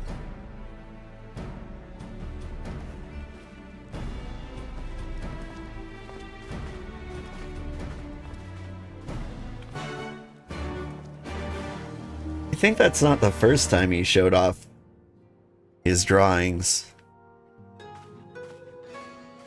But I can't remember when the last time was. Wow, Alphino's sketches are so... I don't know how to put it, but they're very... Well, see for yourself. You may view Alphino's sketch at any time during this quest by using the relevant item in the key items menu. Are there... Oh, cool. Looks more like them than they do. Honestly, he could make a living doing this. Sorry, no time for distractions. Why don't we start by visiting Karaku at the Onsen? That was it.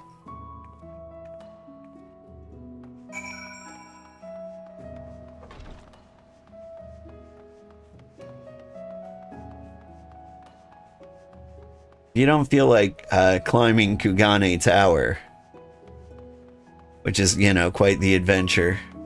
Oh wait, how do I get over there?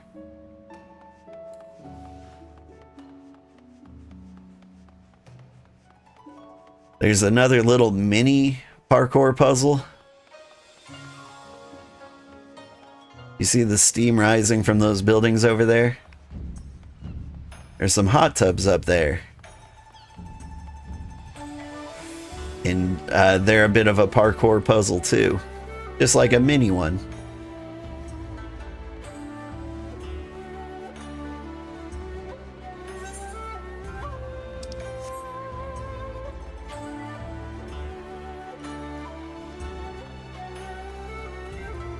This feels like the wrong place to be. These are the people who will cut you in half for breaking the law, right?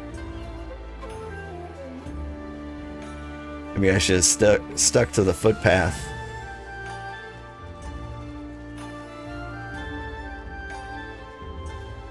Parkour.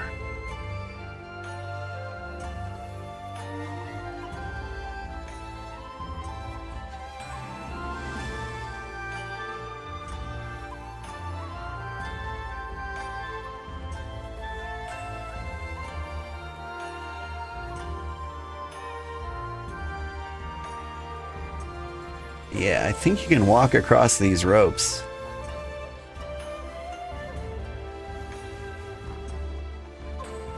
Then you can climb up here. Yeah, and you see those little pillars sticking out of the wall. You climb up onto this roof. Then you jump from that balcony over there. You sneak up there, and before you know it, you're in the hot tub. Just a little sneaky way to go. You love Kugane Parkour Simulator? It's so good. Come one, come all, burns, cuts, embarrassing rashes, there's not that the mystical waters of the Boykazen hot springs cannot heal. Ooh, what is that in your hand? There we go.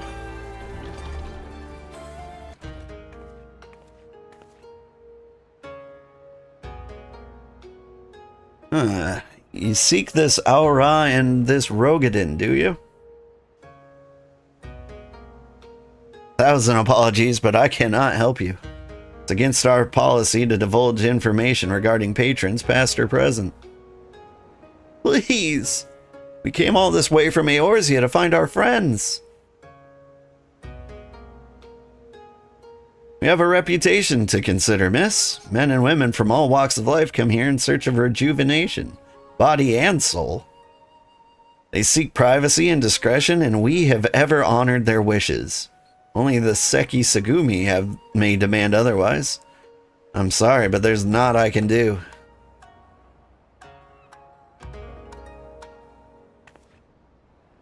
Suppose we'll just have to ask someone else then. What about that woman who runs the hostelry? Kodakaze, was it? Yeah.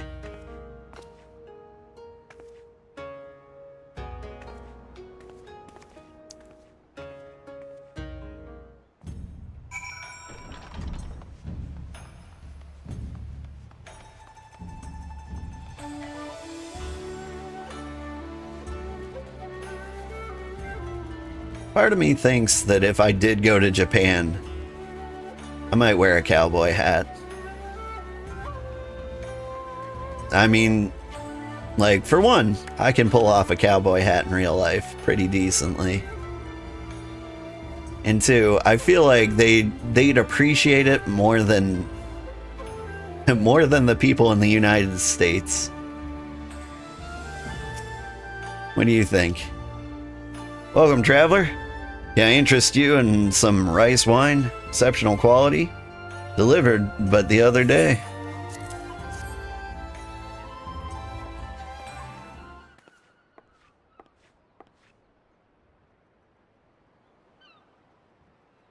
Aha, an Aori shinobi and a Rogadin samurai. If I may, I would answer your question with some few of my own. If I speak of which which you know, Aijin, be not offended. You're familiar with the situation in the lands across the Ruby Sea. The doomed rebellion, after 2.5 decades of quiet? Yeah. I see. And you are familiar with the ways of Hingashi. How we elect to stand apart and support no cause but our own? Indifferent and callous, some may call us, but pragmatism is essential. A humble island nation such as ours is to survive. But we're not fools. Complete isolation is impractical. And so, Kugane is open to Aijin. We are equally hospitable to all. Or, if I must speak more plainly, yes, I can help you, but if I do, I must also oblige the ones who ask after you. Are you willing to accept this fair and equitable treatment? If anyone comes looking for us, tell them whatever you like. As you wish. The two individuals of whom you speak did indeed come here. They sought passage across the Ruby Sea. Few ships are willing to make the trip at the moment. Nevertheless, I made several introductions on their behalf. That was the extent of our interaction. We'll provide you with the names of the captains if you like.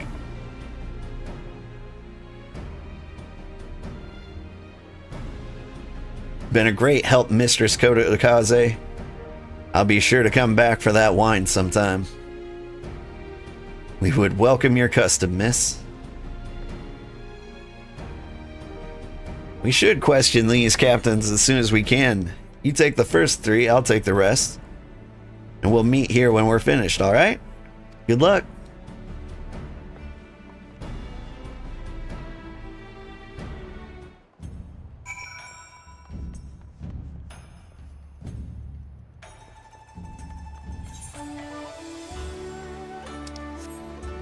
Alright. Gotta get across the way. You can head up here. And you're home. Got Naruto run to make sure I get there faster.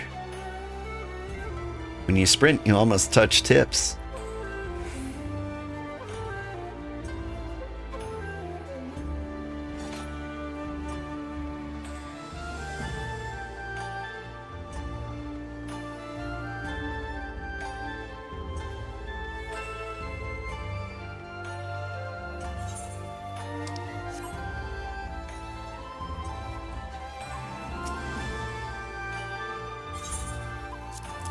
You seen these people?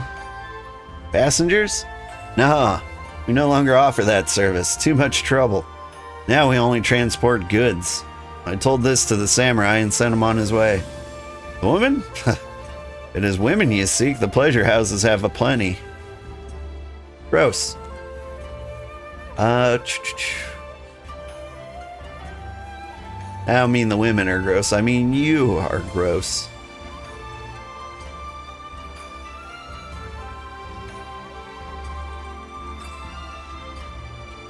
I'm looking for people.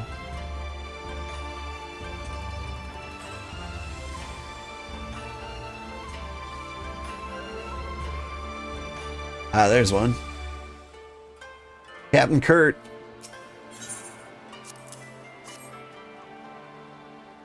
Yes, a Rogadan gentleman did approach me. He wanted to charter a ship to take him across the Ruby Sea. The mad devil. I sent him away like all the others before him. The woman? Nah, I know her not.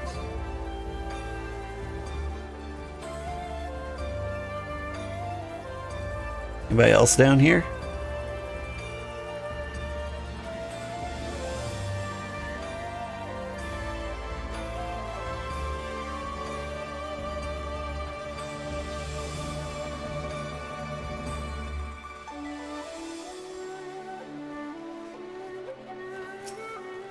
Anish.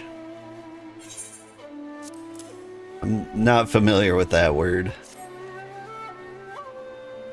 You asked me if I've seen this Aori woman and this Rogadan samurai. The woman is unknown to me, but the man is not. He was for Doma, but I could not help him. We travel solely between here and the Razatan. It would be an unreasonable detour.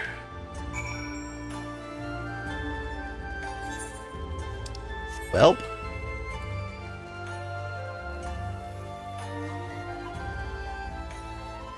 Mission over, I guess.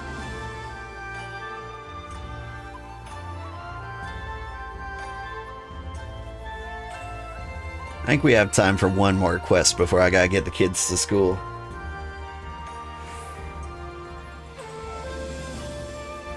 Whoop.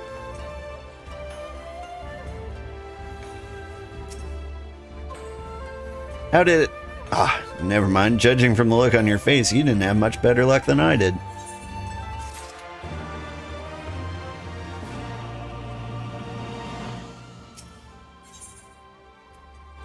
Ooh, gloves.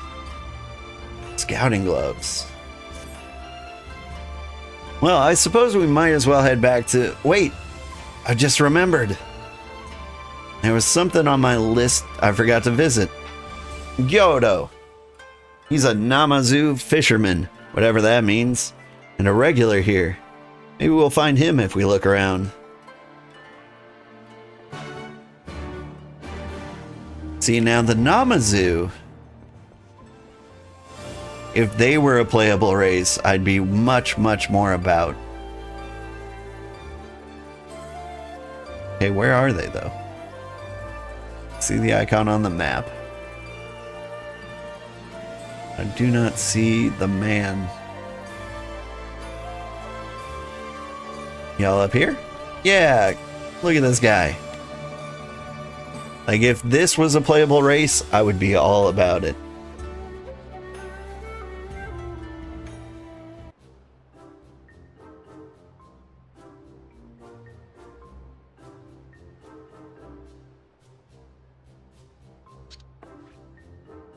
What? What? Why do you stare? You have business with me? By the 12, a talking fish. Yes, yes, a talking fish. How very observant of you, Hygiene.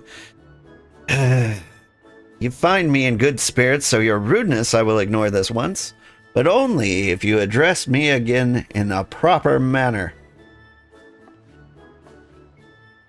Sorry, I've never met a... Let's start again. You're Kyoto, right? My name is Lise. This is Old. We're looking for some friend of ours.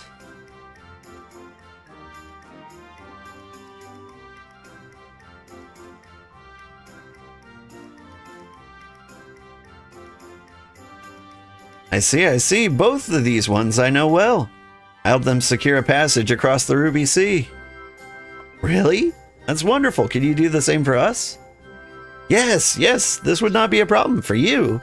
I could charter a ship this very day. But the journey is fraught with much peril. The fare will not be cheap. Are you sure you can afford to pay?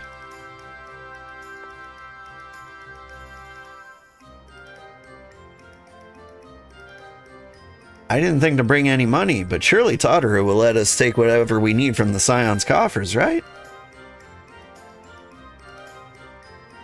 That's the look on my face when my kids ask for money, too. We wouldn't be the only passengers, though. Can we take a moment to talk it over with our friends? Yes. But hurry. Your ship must depart under cover of darkness. We shall meet again at the sunset at Tasugare Bridge. Don't forget to bring your fare. Bring many gil, yeah? I like him. I like him a lot. It's about time our luck changed. Alphino and the others will be thrilled.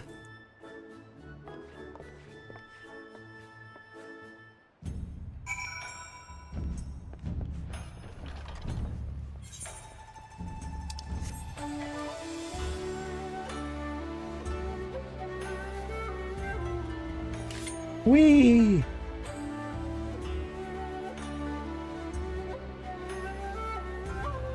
Best part of being a ninja is when you got your knives out, you do flips. Do any of the other classes do that? Is it ninja exclusive?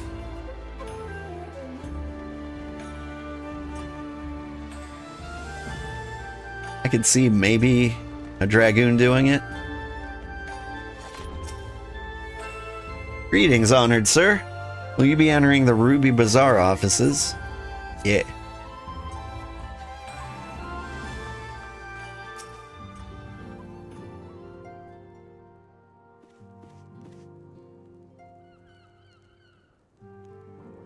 We spoke with a number of merchants and captains at the southern piers. Several recognized Gosetsu and confirmed that he had been searching for a vessel to deliver him to Authard. None, however, made any mention of Lady Yugiri. Yeah, it was the same story for us. And then you'll never believe what happened.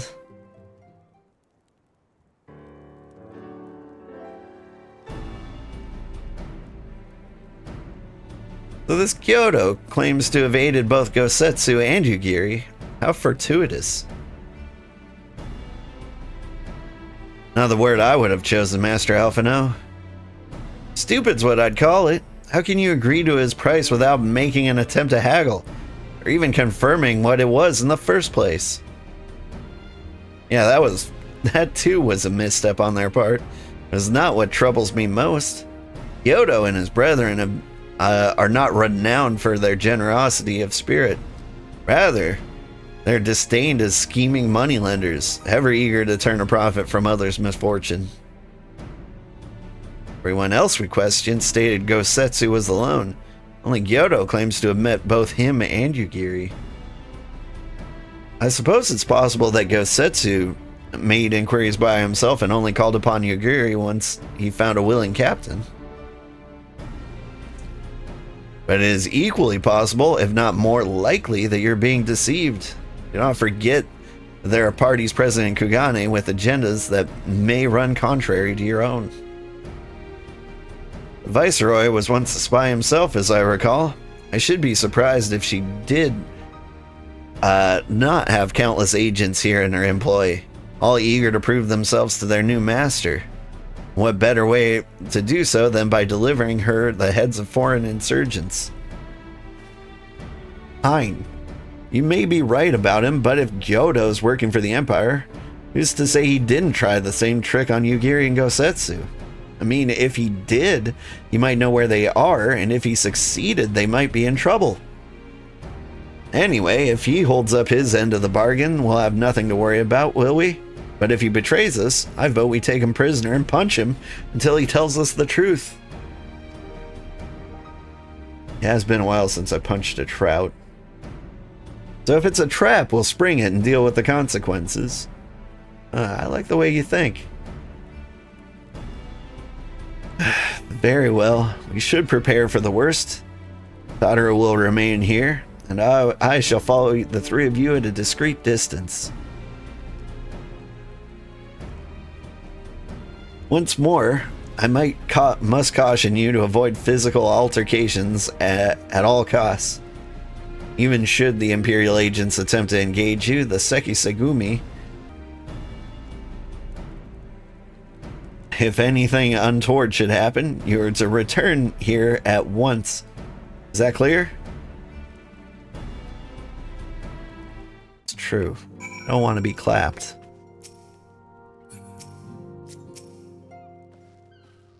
To review, Lise, Old, and I will meet with Gyoto as planned.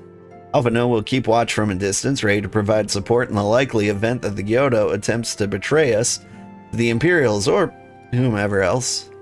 Should that happen, you and Lise will subdue him, and together we'll make our escape. As our actions will surely draw the attention of the Seki Segumi, we will evade them with Alphino's assistance and return here with our prisoner. That meet with everyone's approval? Of course, these precautions will be for naught if Gyoto doesn't play us for fools. But we shall see. To the bridge!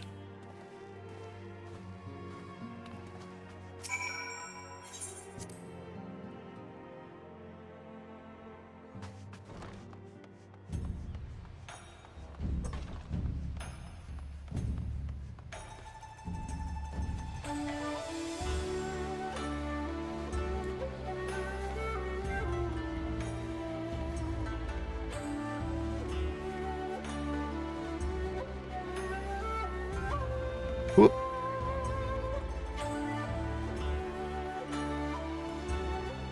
Are they over the bridge or under the bridge? I can't remember.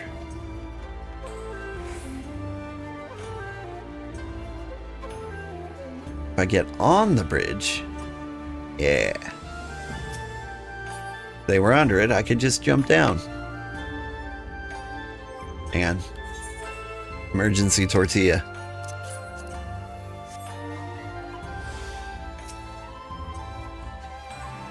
Our would-be ally is nowhere to be seen. Make ready, Old. Something smells fishy.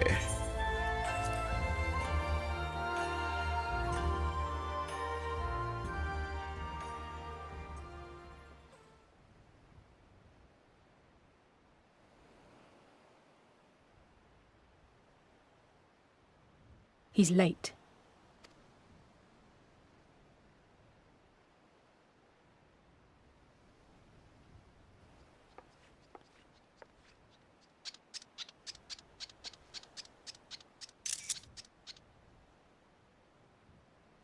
Endless and most sincere apologies to you and yours, yes, yes. This way, quickly now. It's the greatest voice I've ever heard.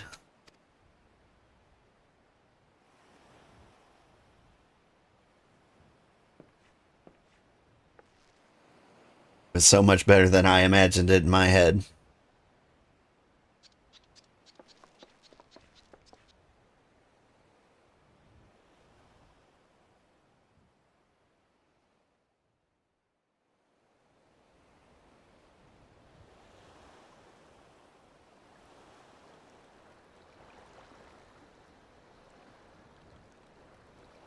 Enough! Where are you taking us? Where is the ship?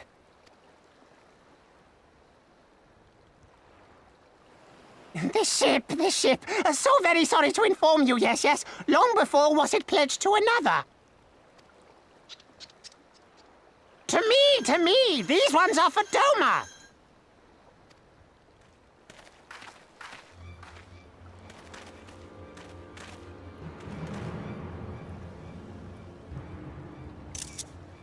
I knew it couldn't be this simple. Nothing personal, yes, just business. Then business is about to take a turn for the worse. Yes! Ah! Come on, let's find a way out of here.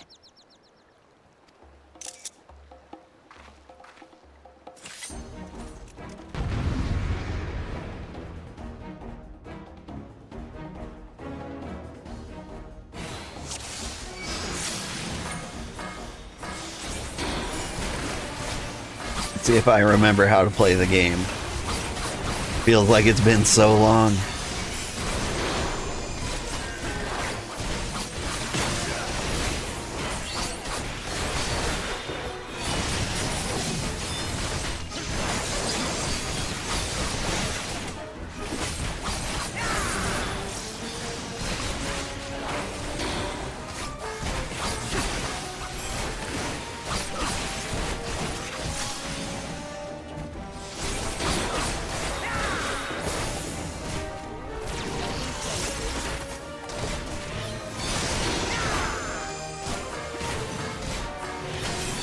Of all the bloody places.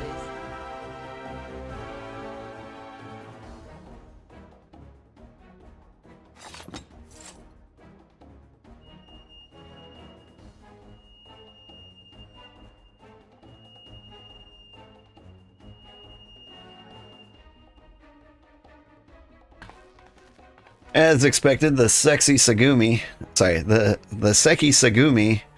have got our scent. Since fighting them is out of the question, we'll have to wind our way back to the Ruby Bazaar, evading their patrols as we go. If they find you, use these smoke bombs to make you escape.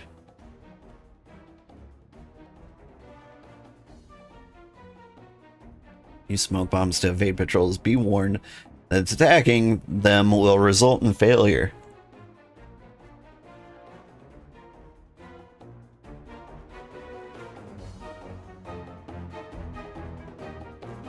Can't just murder the police?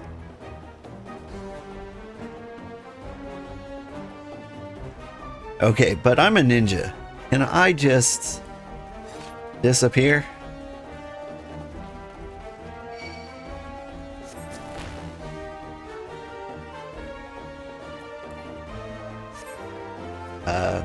Smoke screen? Yeah, they found us. Use the smoke bombs.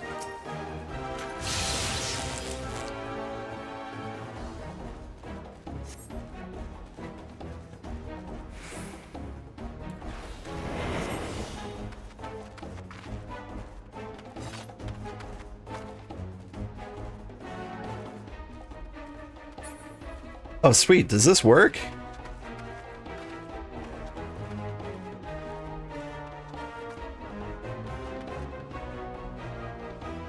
They're close. Streets are crawling with the Seki Sagumi. Keep the smoke bombs ready. I don't need to do anything.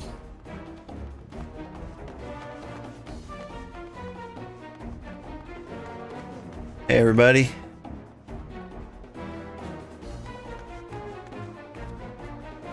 Apparently ninjas are easy mode for this.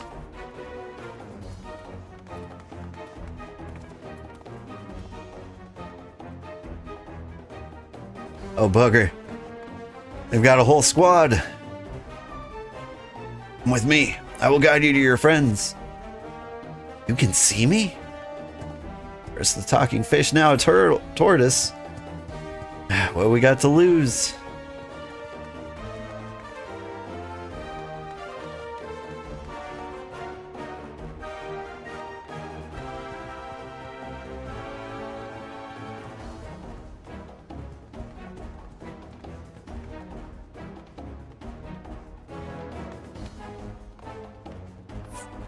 Here. I think the 12 you made it.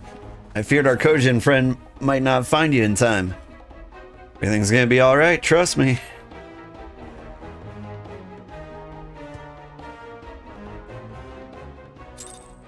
Man, I wonder what that quest is like if you don't cheat.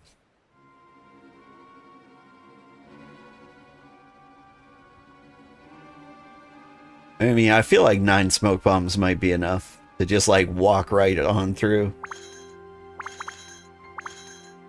Stay hidden and quiet. Understood?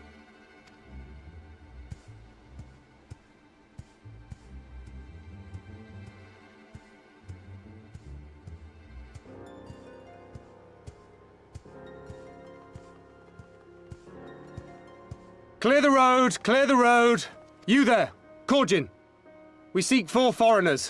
One, a brutish woman carrying an unconscious Namazu. Have you seen them?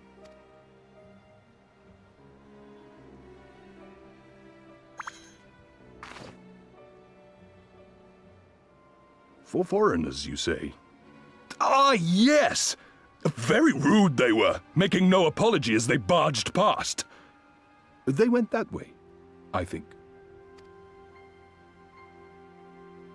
Many thanks, good sir. With me! They cannot have gone far.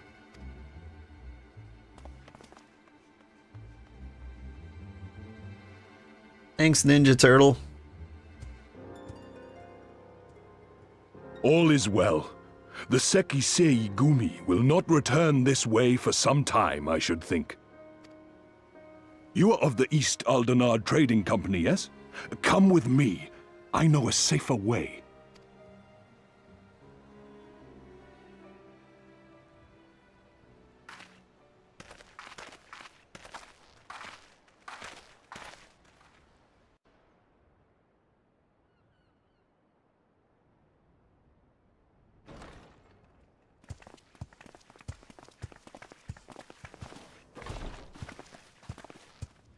You are returned.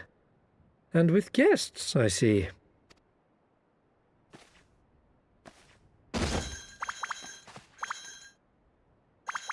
Our meeting went about as well as expected. We've brought the Namazu who thought to betray us. When he wakes up, we'll see what he knows about Yugiri and Gazetsu.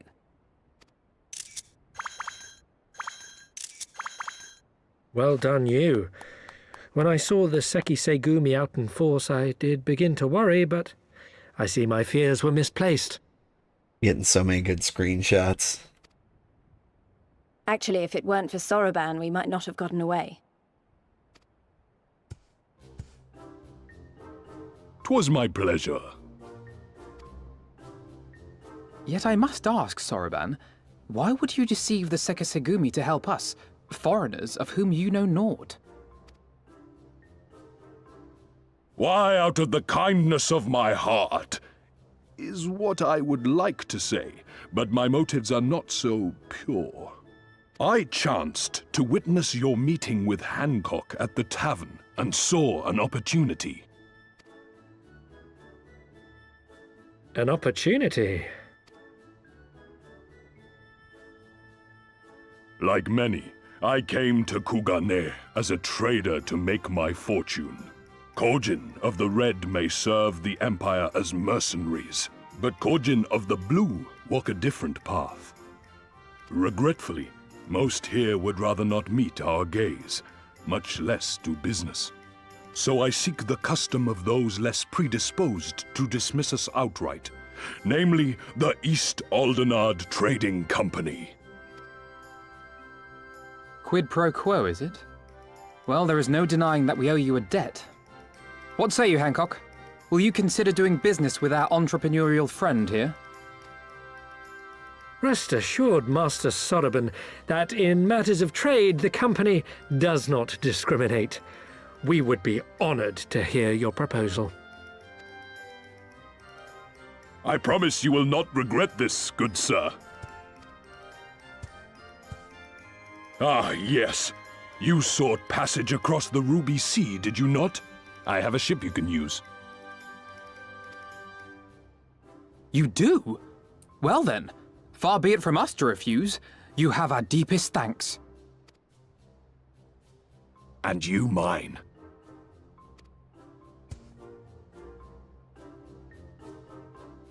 Oh man, I'm really late getting the kids to school.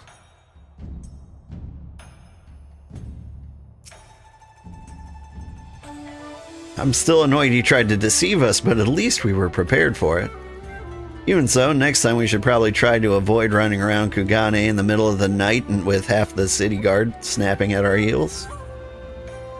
Yeah, but my gloves.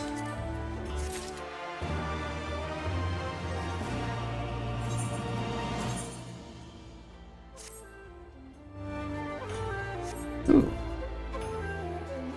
These are kind of nice gloves. I like them. Good morning, buddy. Say hi to everybody. Hi, everybody. I gotta get these kids to school. Thank you so much for watching. I had a great time. We'll play more next week. We'll see where the story goes. It sounds like we're gonna go to the ocean with the Ninja Turtles. Probably. I don't know. Anyway, have a great day. Tomorrow we're playing Stardew Valley. After that,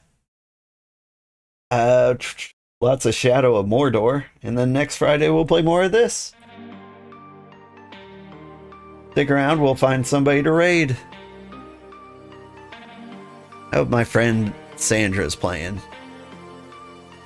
Haven't seen her on in a while. Yeah! Alright, raiding Sandra.